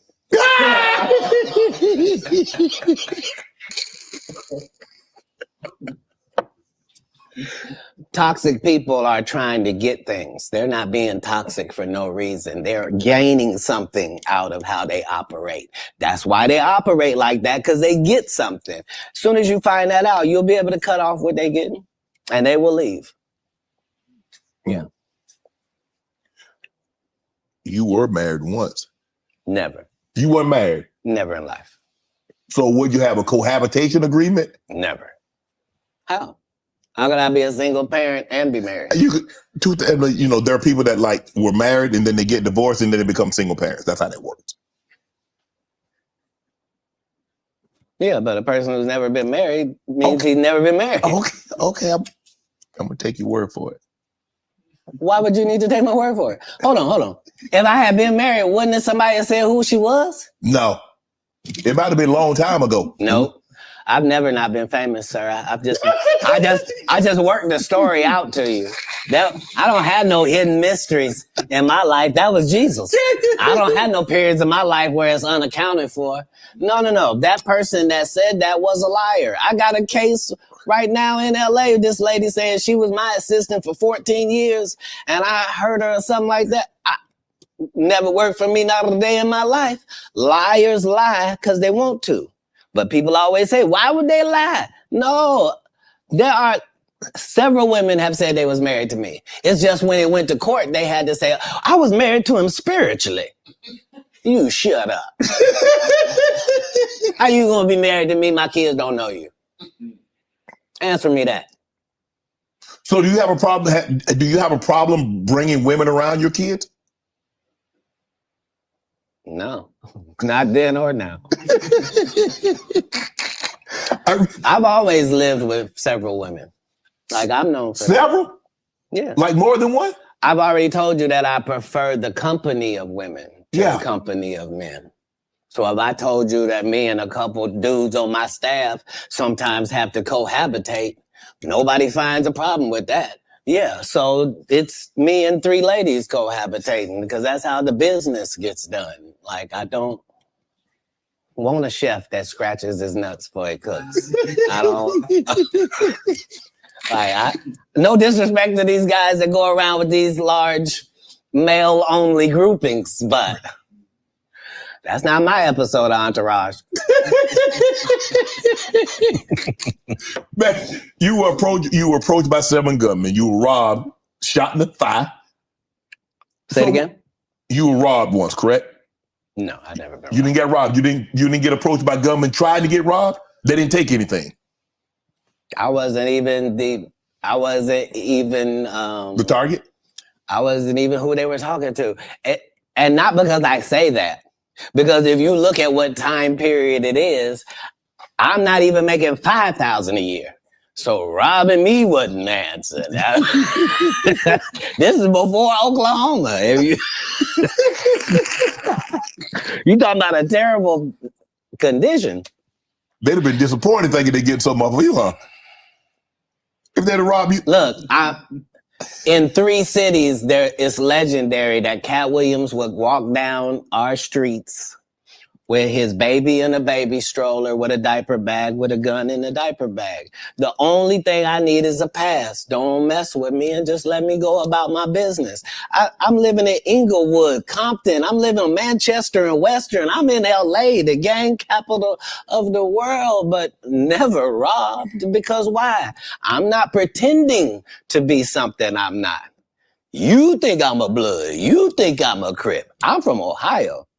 I'm a comedian. I'm a father. Right. I'm trying to do something out here. And not only do I not judge what you're doing, I'm not trying to be involved. Right.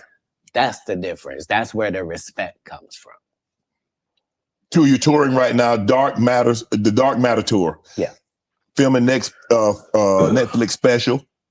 In May. May. Yep, next Netflix special. At U2 Theater in Inglewood. I'm about to catch that. I thought you might say that. I will catch that one. Right, because it's a homecoming for me. Because I lived on Hazel, so I gotta catch people that know I lived in the heart of Inglewood. They saw me walk down Market Street with the babies I'm raising. Like they understood that.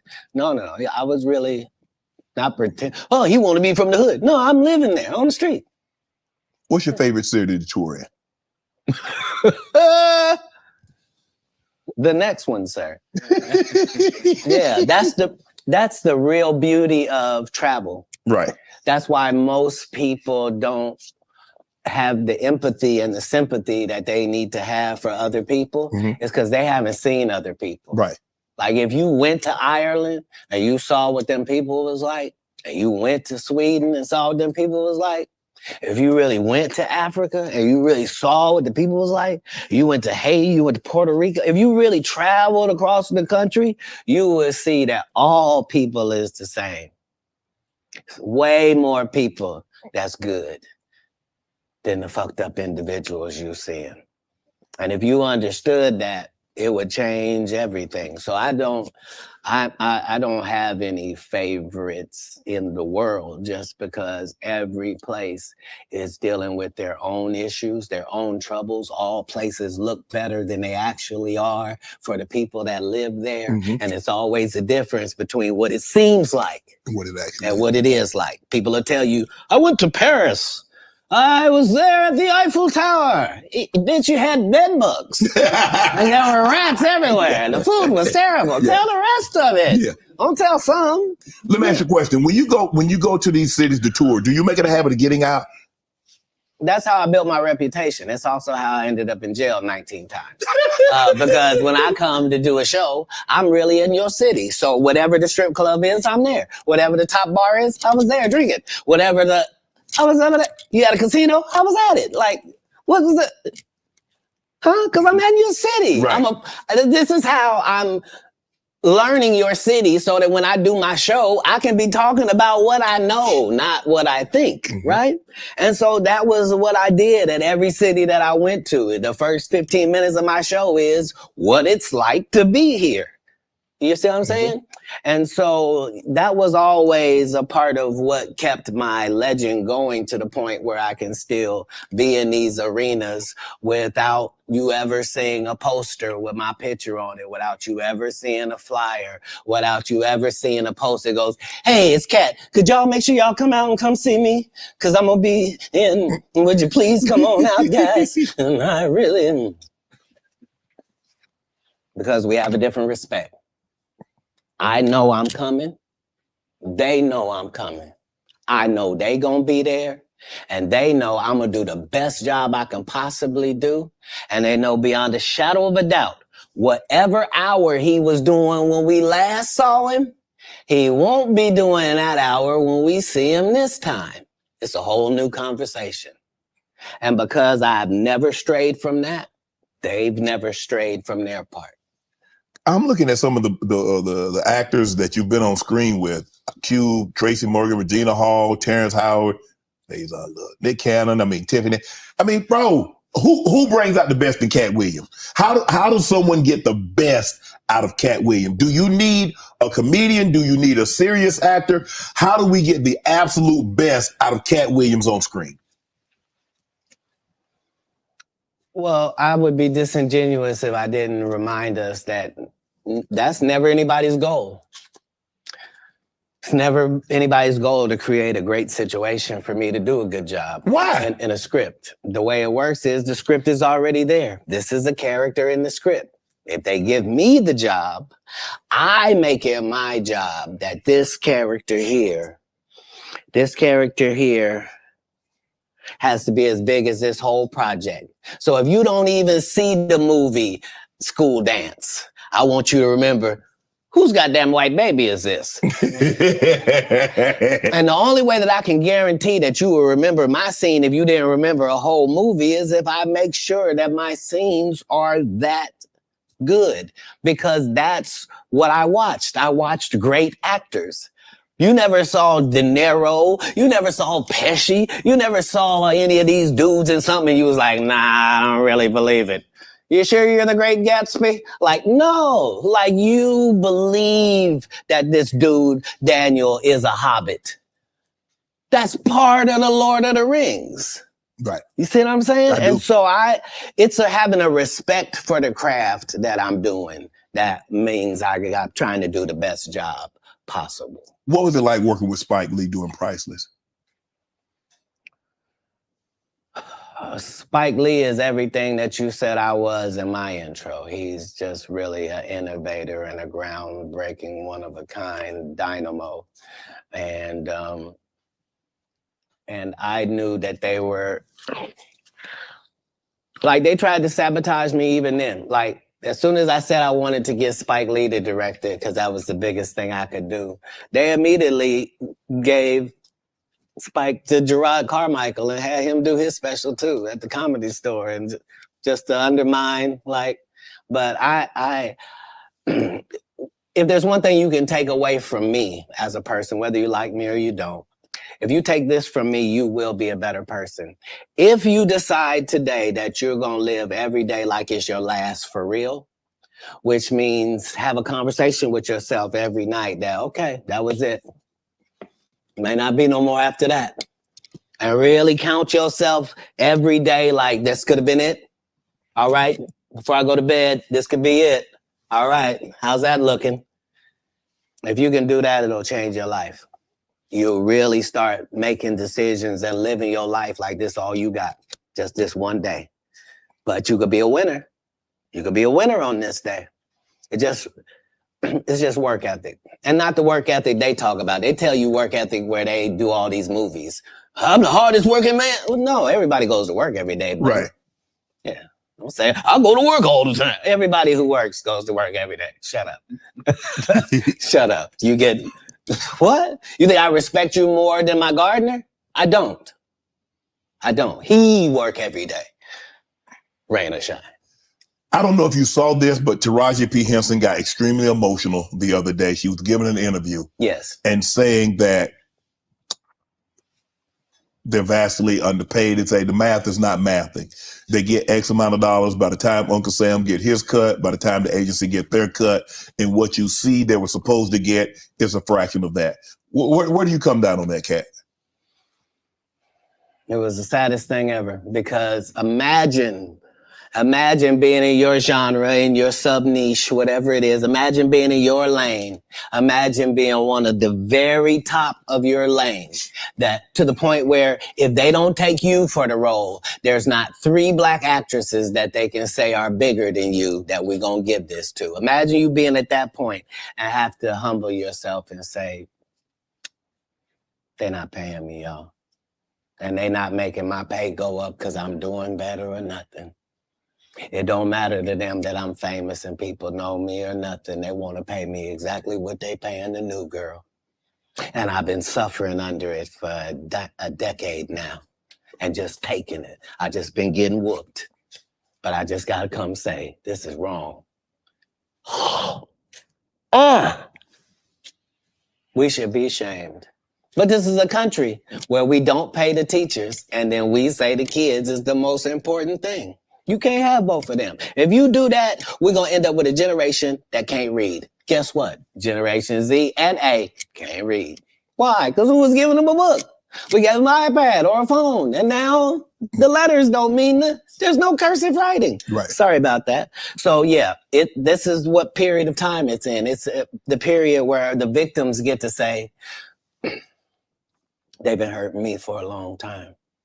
And I just ain't said nothing because I was trying to be strong and I didn't want to shame anybody. When our people call out for help, we got to understand. You know what I mean? Yeah, like we put too much pressure on Tyler Perry. Mm-hmm. You know what I mean? He ain't put nobody on. The people that been in his productions, they not famous. All of them can walk through the mall without security. Be what you're going to be, but put your people on. If you a gay person and you in there, put some other gay people on. Put somebody on. Or don't be wondering why people keep saying gatekeepers. Because clearly, y'all are keeping these gates. Clearly. Wilding out. How difficult was it for Nick Cannon to get you on, and what was that experience like? I've known Nick Cannon since he was a teenager. He had to have his... He in the comedy club, if you're underage, you can't be in the regular club. You had to be in the kitchen. Right. So I was the master of the kitchen every comedy place because I got a child and my child is back here in this place while I go on stage. Right. So I've known Nick Cannon since he was 14. Nick Cannon has never called and asked me to do one single thing and I turned him down because I've known him since he was a young black child in Hollywood. Wow. So what I did in Wildin' Out was to be his protector and to be his voice with hip hop. So the whole thing was the thing that he was trying to do had never been done before. You can't bring 6 comics in and let 6 comics talk shit about 6 rappers because the 6 rappers will beat the 6 comics' ass. Right. You would have to have a comic that could actually stand in between and go, look, we comics, we gonna say what we gonna say, y'all gonna take it and understand it's a joke. If you want to fight, we fight before the show. So you can go out there with your black eye. We're not going to do it comedically. This is what needed to take place in order for it to be successful, which is why it had already aired and didn't work. And then suddenly when it comes back with me, it suddenly works. Because respect has to be in there as well. If you trying to do it with Kevin Hart, you and him gonna get run over. You a teenager, he 5'2". Like, what's gonna happen? Who are some of your favorite young comedians? I haven't seen a young comedian I don't like. If you name any of the young comedians, I'm aware of all of them, and they're all doing a great job. It doesn't matter if it's Country Wayne or Desi Banks. It doesn't matter if it's Carlos or Chico. It doesn't matter if it's DC or Just Hilarious. It really doesn't matter once we go to the young part. The young comedians are dealing with things that we never dealt with. And so that gives them more benefits, but it also gives them more chances of failure. So it's not easier for them. So yeah, I'm a big supporter of young comics. We have Miss Pretty Ricky and Takara Williams. I've taken 25 Black women on the road in these tours. It's important to me that the young comic gets the benefits and the advantages of the big comics platform.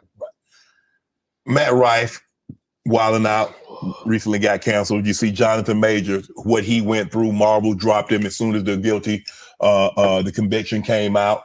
And you were telling the Hey, you saw that black woman come get his charge cut in half? Thank you, Megan Good. God bless you coming to save that slave. If he'd had to be there by himself, he was getting all four. Guilty. She came in there, was just so beautiful. They had to knock half of it off. Bless his heart.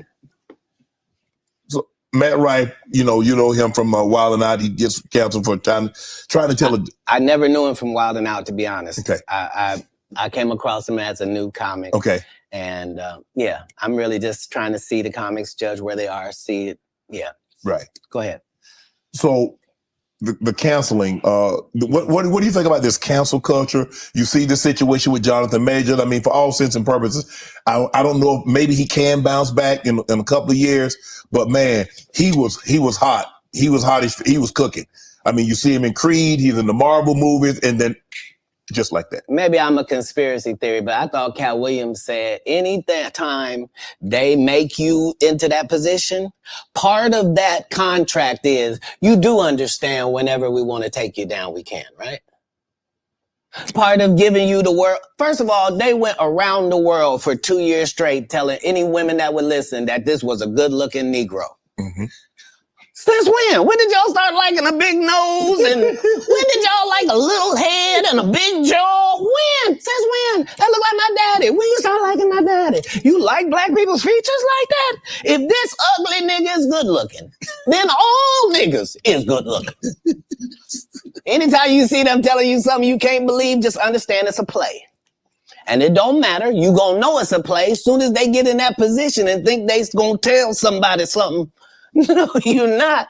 No, you're not. Marvel will cancel you you won't be allowed to read a comic book. What is you talking about? Get out of here. Get out of here, ugly boy. Yeah, they love fooling the people. What's your relationship like with Suge Knight? You still close with Suge? Have you spoken to him? Have you talked to him recently? Yeah, it's doing good. Yeah, he's man, when you a friend for life with Cat Williams. Yeah, because the people that come to me are trying to better their life. They're not trying to continue doing what they have been doing. Okay. So when somebody comes to me, male or female, it is in the auspices that this is what I did, this is what I used to do, this ain't what I want to do no more, and I want to do something else, and I'd like it to go a different way. Okay. That's what I offer. Yeah. So if you come to me under those auspices, then my loyalty is lifelong. Why would it not be? Tory Lanez and Meg. What was your take on that? Because I know you got a take on everything. I know it's a difficult position because somebody's not going to tell the truth, and the truth has got to be told. In all circumstances, the truth has got to be told. So if you don't want to say she shot her, then you shot her, and that's the end of that. Oh. You said have you ever spent time in jail? 30 times. When you was in there, what was going through your mind, Kat? What did I mean? Some people like, man, I had an opportunity to reflect, and I was like, man, this ain't the place for me. I ain't coming back here. When you in, so what? I've never been in jail, and it was my decision to be there. If it's dangerous to be in the hood and you have to have a gun on you for protection, and it's either be judged by 12 or carried by 6, I'm always going to have my heater on me. So if you want to tell me that you're going to pull me over 15 times looking for it, I'm going to tell you 15 times you're going to find it. Unfortunately, I smoke cigarettes and weed. If you catch me 15 times, 15 times I'm going to have it on me. What do you think I'm in jail thinking? Oh, I done fuck up. Damn these decisions. I'm not going to protect my life at all when I get out of here. Fuck it. Let them do what they want to do to me. No. When I'm in there, I'm fine, and I'm understanding that I'm put here for a reason. And the people that get joy off me being in here are really going to look stupid because I'm finna be free, because you got to be setting this up. I'm never anywhere to get anything. You don't know I just made $300,000 in your city. That's why you think I might be out here as a ne'er-do-well. You think he's smoking weed? Yeah, he's got a medical license for it. He needs it. It's his only medication. Do you mind if he takes it? It helps him eat. Because he does 19 100 city tours, flying across the line. And so he doesn't get hungry on the regular. He doesn't get sleepy at night. He's got to literally put himself to sleep. He's literally got to make himself eat. So this marijuana helps him do both of those things.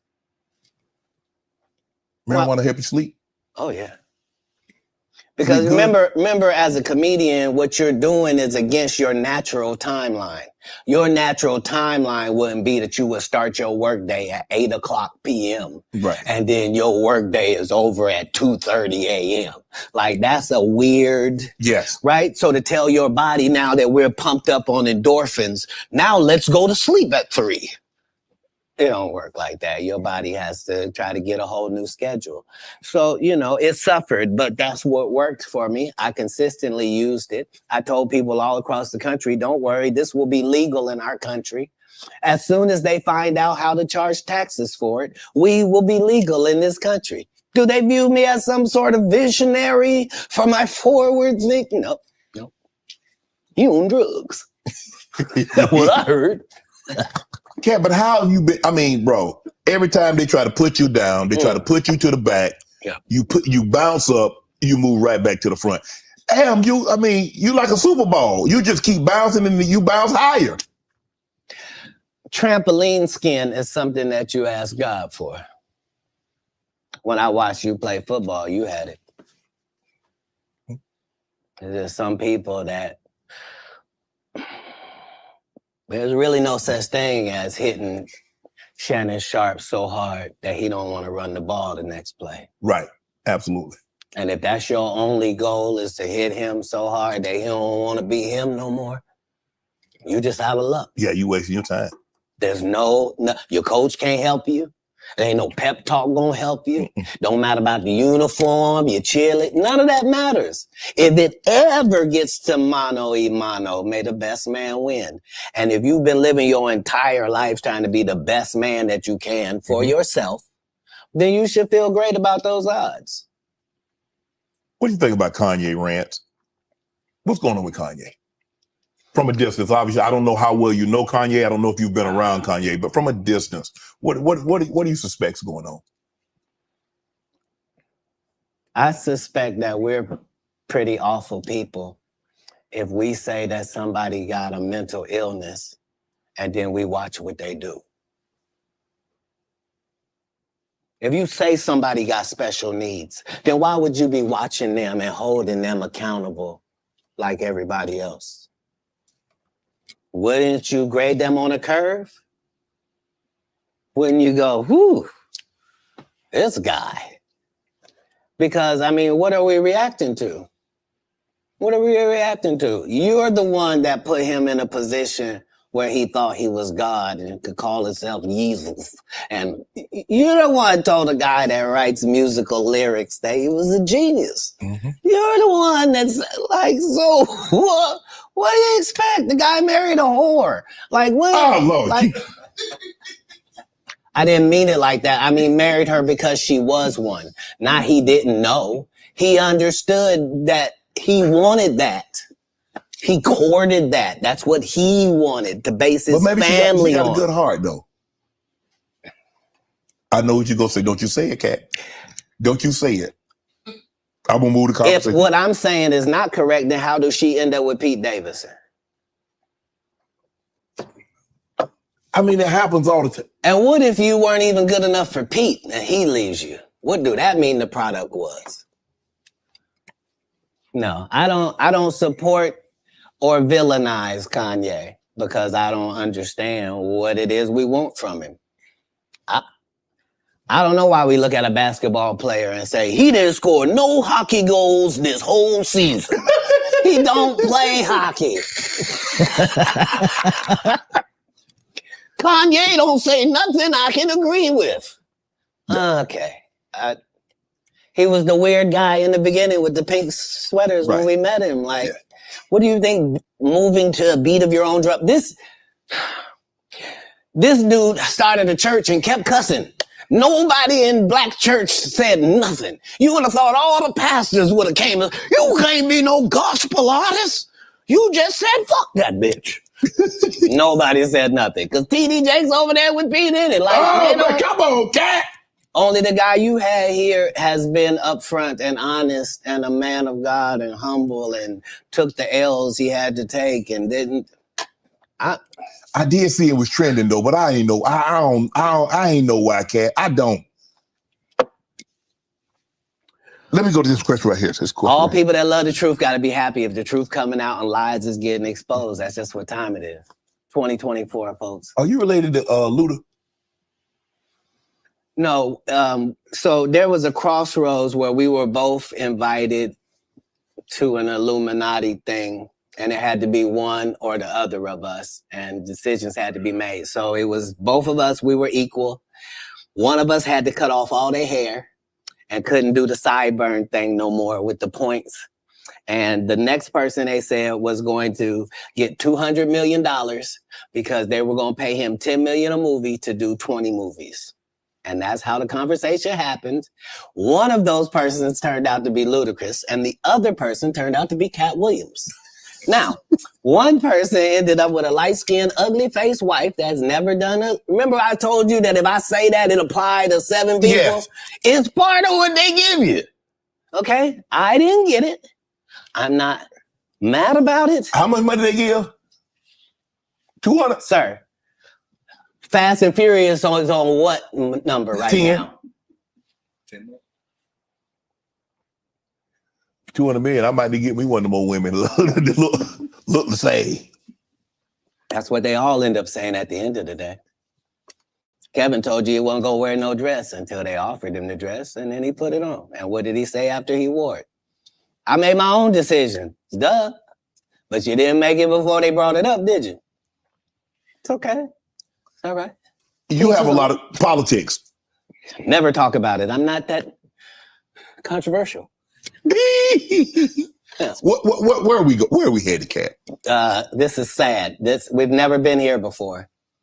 We've never been at the point where neither option is good for us in real life. No. This is a different conversation. This is, would you rather go back with your ex or would you rather go back with the person before them? Both bad options. Both bad options. Like one guy can barely put his sentences together and the other guy will put sentences together from whatever he's read or whoever told him. Like, but how did we get here? How do we get here? All division divides. There's no way around that. All division divides.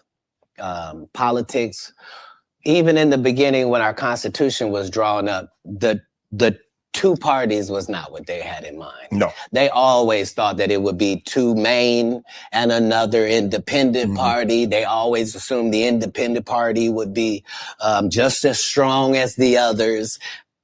A lot of that just didn't happen. And that's what I've learned more from comedy is that Republicans laugh at the exact same thing that Democrats laugh at. As long as I'm talking to Democrats, I can make them laugh for 1 hour straight about what Republicans do. By the same token, I can go talk to Republicans for 1 whole hour and have them dying about the stuff that Democrats do. But at the end of the day, who does that? Yeah, your team got an offense and a defense. They're not supposed to be enemies. The enemy is the other side. Well, you can't do politics like that. Nope. It's not good for the country. Man, you see this Mark Zuckerberg building this $270 million bunker? If you have $1 billion, we have learned that you can do whatever you want to do. When Elon Musk wants to send things in space, he don't have to ask nobody's permission. Congress don't meet. Senate don't meet. No police department got to be warned. He don't need a permit. None of that. If you got $1 billion, you do what you want to do, and then you tell them what you did. Man. And that's how it goes. What he building a $270 million bunker? What do you know that we don't know, Cat? Kim Jong-un? What? I don't know what you don't know. Do you understand that people that are not very bright are in charge of nuclear bombs all across the country? Mm-hmm. That's what he knows. He knows that 30% of all weapons systems are running off regular Wi-Fi. So what does that mean? That means if a solar flare or a meteor hits either one of those, literally a bomb can go off just because the system accidentally got turned off. Yeah, that's what he knows. The people that are in power know that the people that are running the most complicated and deadliest things on the planet are just an average idiot. And you know lots of idiots. I do. Yep. And these people are not special. Back in the day they were. Yeah. Not today. Not today. You say you smoke a little weed. You ever smoke with Snoop? Yeah. I'm actually a bigger smoker than Snoop. He'll tell you that. But I don't mix anything with my weed. I just do weed, right? So nobody has that minimum. I mean, nobody does 20 blunts a day like me for 30 years. Like I was the first person to have a weed roller, like somebody whose job it was. Like I haven't rolled a blunt in 20 years. You probably like if you go, I'm saying I prefer the saliva of ladies. Oh my goodness. No, understand what I'm saying. If for a blunt, it's necessary for it to get lit, right? And so if you had spent 20 years smoking with dudes, that's a lot of male saliva that you would have just accidentally ingested. I can't. But if I done killed her. I can't be this specimen on that. It takes the saliva of nice ladies on that. But yeah, that's all I do. That's just Do you consider yourself a king of comedy? Where the No, they consider that. Oh, like when after Bernie left, them same 3 guys I'm telling you about, the kings. Yeah. Right? Because DL is the greatest. Yeah. There's no DL slander gets tolerated. But they came to me. I was supposed to be the 4th king. I got the offer. Then what happened? But I turned it down. Why? Because you shit on Bernie. And I know the truth. You think I'm gonna let you shit on Bernie and then come get me? I'm the next king? Fuck you. Why? Because the whole time Bernie was here, you was acting like you was funnier than him. The reason you was supposed to go last is because it was your tour. Tell the truth. It was Steve's tour. Not it was going to be called the Kings of Comedy. It was Steve's tour. These are the guys opening for him. Of course, you got to close if it's your tour. That's why it was such a big deal. but you couldn't do it because you can't beat the best. And until you humble yourself, you will forever be kinged by the king. And because you finally did it, because you had no other choice, and now that he gone, you gonna act like he wanted to be a movie star. You stop it. You stop it. That man was funnier than all of y'all, and y'all thought y'all had one over on him. You thought he was black and ugly, and you were good looking, and he couldn't make it because you did. And that ain't the way comedy works. The king is the funniest. Period. Every time. And that's why no audience member was ever swayed. It didn't matter where Bernie went. You think if Bernie went first, he wasn't the king? Get out of here. Get out of here. Get your ego out of this. You let the best be the best, right? Katt Williams, ladies and gentlemen. Thanks for coming on, bro. I really appreciate that. Thanks for sharing Thank you. the stories, setting the record straight. Now, you know they're going to double back. Impossible. Impossible. Only because if once you play this back, you'll realize I didn't say anything that made me look in a good light. I wasn't tearing down others to boost myself up. But I do have to acknowledge things that did not take place. Like, we're very ingenuous if we say this is not a game and we don't play it and people ain't in positions and people don't have their favorites and they group and they click. And, Right. well, that happens in all businesses. Right. No. Say what side you on. Say why you don't like the other side. And then get to the game. But in the game, I'm wiping the field with them to the point where they don't even compete anymore. So how you gonna let a dude that been on the bench for 15 years, I would have beat Jordan's ass. Shut up. Jordan is still alive. We'll call Jordan right now. You can't beat him now. Not then. You can't beat him now. Right. Katt Williams. Shannon Sharp. Appreciate you, bro. Appreciate you. All my life, been grinding all my life. Sacrifice, hustle, pay the price. Want a slice, got to roll the dice. That's why all my life, I've been grinding all my life. Yeah. All my life, been grinding all my life. Sacrifice, hustle, pay the price. Want a slice, got to roll the dice. That's why all my life, I've been grinding all my life.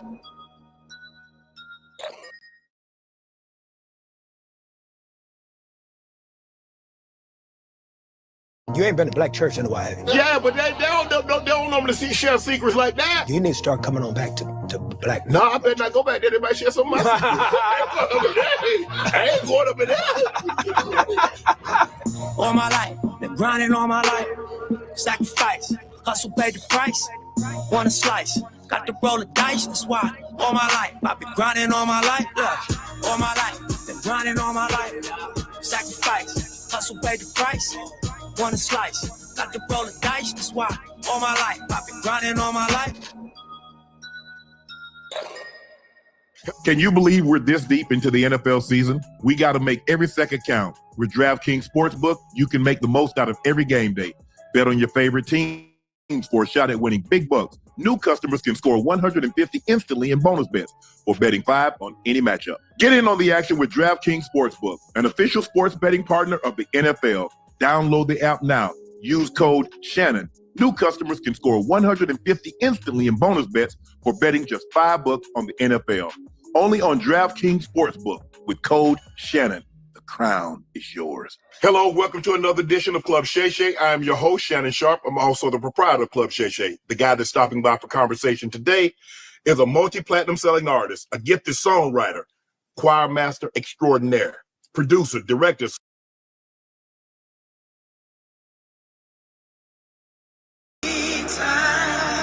A little time for myself, y'all.